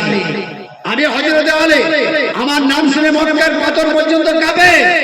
সুতরাং আমি চিন্তা থাকবো আর আপনার সামনে পেচ্ছাপ করবে, এত বড় বেয়াদবি কাজ করেছে, আমি এটা মেনে নেব না। ইয়া রাসূলুল্লাহ, আপনি একবার যদি জুবান খুলে বলেন, আমি ওকে এখনই কিছু কিছু করে দিই। রাসূল বলছেন, আলী বসো। এই নবীর আদর্শের কথা শুনছেন তো? খারাপ লাগছে আপনাদের? জি না, আমার নবীর কথা শুনছেন? আরে কাকে আমরা নেতা বলি? কে আমাদের প্রফেট? কে আমাদের রাসূল? কে আমাদের মাঝি? কে আমাদের ড্রাইভার? এই ড্রাইভারটা কেমন একটু দেখুন সোনার বাবজিরা আমার। তাই বলছে, এই আলী বসো। উসমানে গনি জিন্নুরাইন, দুটো কন্যাকে নবী দান করেছিলেন। উসমানে গনি উঠে দাঁড়িয়েছেন, ইয়া রাসূলুল্লাহ, আপনি একবার ইশারা করুন, ওরে আমি মার্ডার করে দেব, ওরে কতল করে দেব, যত টাকা লাগে আমি দেব, কিন্তু আমি উসমান বেঁচে থাকতে আপনার সামনে বেয়াদবি করতে দেব না। রাসূল বলছেন, উসমান বসো। রাসূল বলছেন, উসমান বসো। এই সিদ্দিক আকবর শোনো, সিদ্দিক আকবর শোনো, আবু বকর মসজিদে নববীতে দেখো কোথায় বালতি আর ডোল আছে, কোথায় রশ্মি আর বালতি আছে। সিদ্দিক আকবর উঠে দাঁড়ালেন, বালতি রশ্মিটা খুঁজে নিয়ে এলেন। আল্লাহ রাসূল বলছেন, আকবর, সিদ্দিক আকবর, আবু বকর আর রাসূলের পাশে শুয়ে আছে গো, আমার সোনার নবীর পাশেই যার কবর। কি গো, এই সিদ্দিক আকবর শুয়ে আছেন, হ্যাঁ তিনি মেনেছিলেন বলে তাই আবু বকর জান্নাতি হয়ে গেল, রাসূলের পাশে জায়গা পেল। সিদ্দিক একবার উঠে দাঁড়িয়েছে, ইয়া রাসূলুল্লাহ ফরমান হবে, হুকুম হবে। নবী বলেন, আবু বকর ওই বালতি আর রশিটা আনো, কোথায় আছে দেখো, তাড়াতাড়ি করে আনো। আবু বকর সিদ্দিক এক বালতি পানি নিয়ে এসে হাজির। ইয়া রাসূলুল্লাহ, আমি আয়েশার আব্বা জান, ইয়া রাসূলুল্লাহ আমি এনেছি এক বালতি পানি। আমার রাসূল সাল্লাল্লাহু আলাইহি সাল্লাম ওই হাতের বালতির পানিটা নিয়ে ওই ইহুদির পেশাবখানা ধুয়ে দিচ্ছেন। একবার জোরে বলুন, জোরে বলুন। নবীর আদর্শের কথা শুনবে, নবীর কটা আদর্শের কথা শুনবে? 10:30টায় পেরেছো, বেলা 10:30টা বেজে যাবে, তবু আমার রসুলের আদর্শের কথা শেষ হবে না। এখন তো রসুলের মহব্বতের দিকে আমি যাই না। সোনার বাচ্চারা আমার, এমন সময় ওই ইহুদিটা পেশাব করতে চলে গেল। খানিকটা যাওয়ার পরে কেউ কিছু বললো না। খানিকটা যাওয়ার পরে মনে মনে হলো, আরে আমি যে পেশাব করলাম মসজিদে নববী শরীফে, দেখি কি হলো, ব্যাপারটা কি হলো, একটু ঘুরে যাই। ঘুরে এসে দেখছে আল্লাহর নবী জগৎগুরু আব্দুল্লাহর বেটা মক্কিওয়ালা মদিনাওয়ালা রাসূলুল্লাহ সাল্লাল্লাহু আলাইহি ওয়াসাল্লাম নিজে হাতে পানি দিয়ে পেশাবটাকে ধুয়ে দিচ্ছেন। ইহুদিটা ঘুরে এসে দেখছে, আরে এ কি মানুষ। সঙ্গে সঙ্গে আমার সোনার নবীর কাছে গিয়ে গেছে, ইয়া রাসূলুল্লাহ ইয়া হাবিবাল্লাহ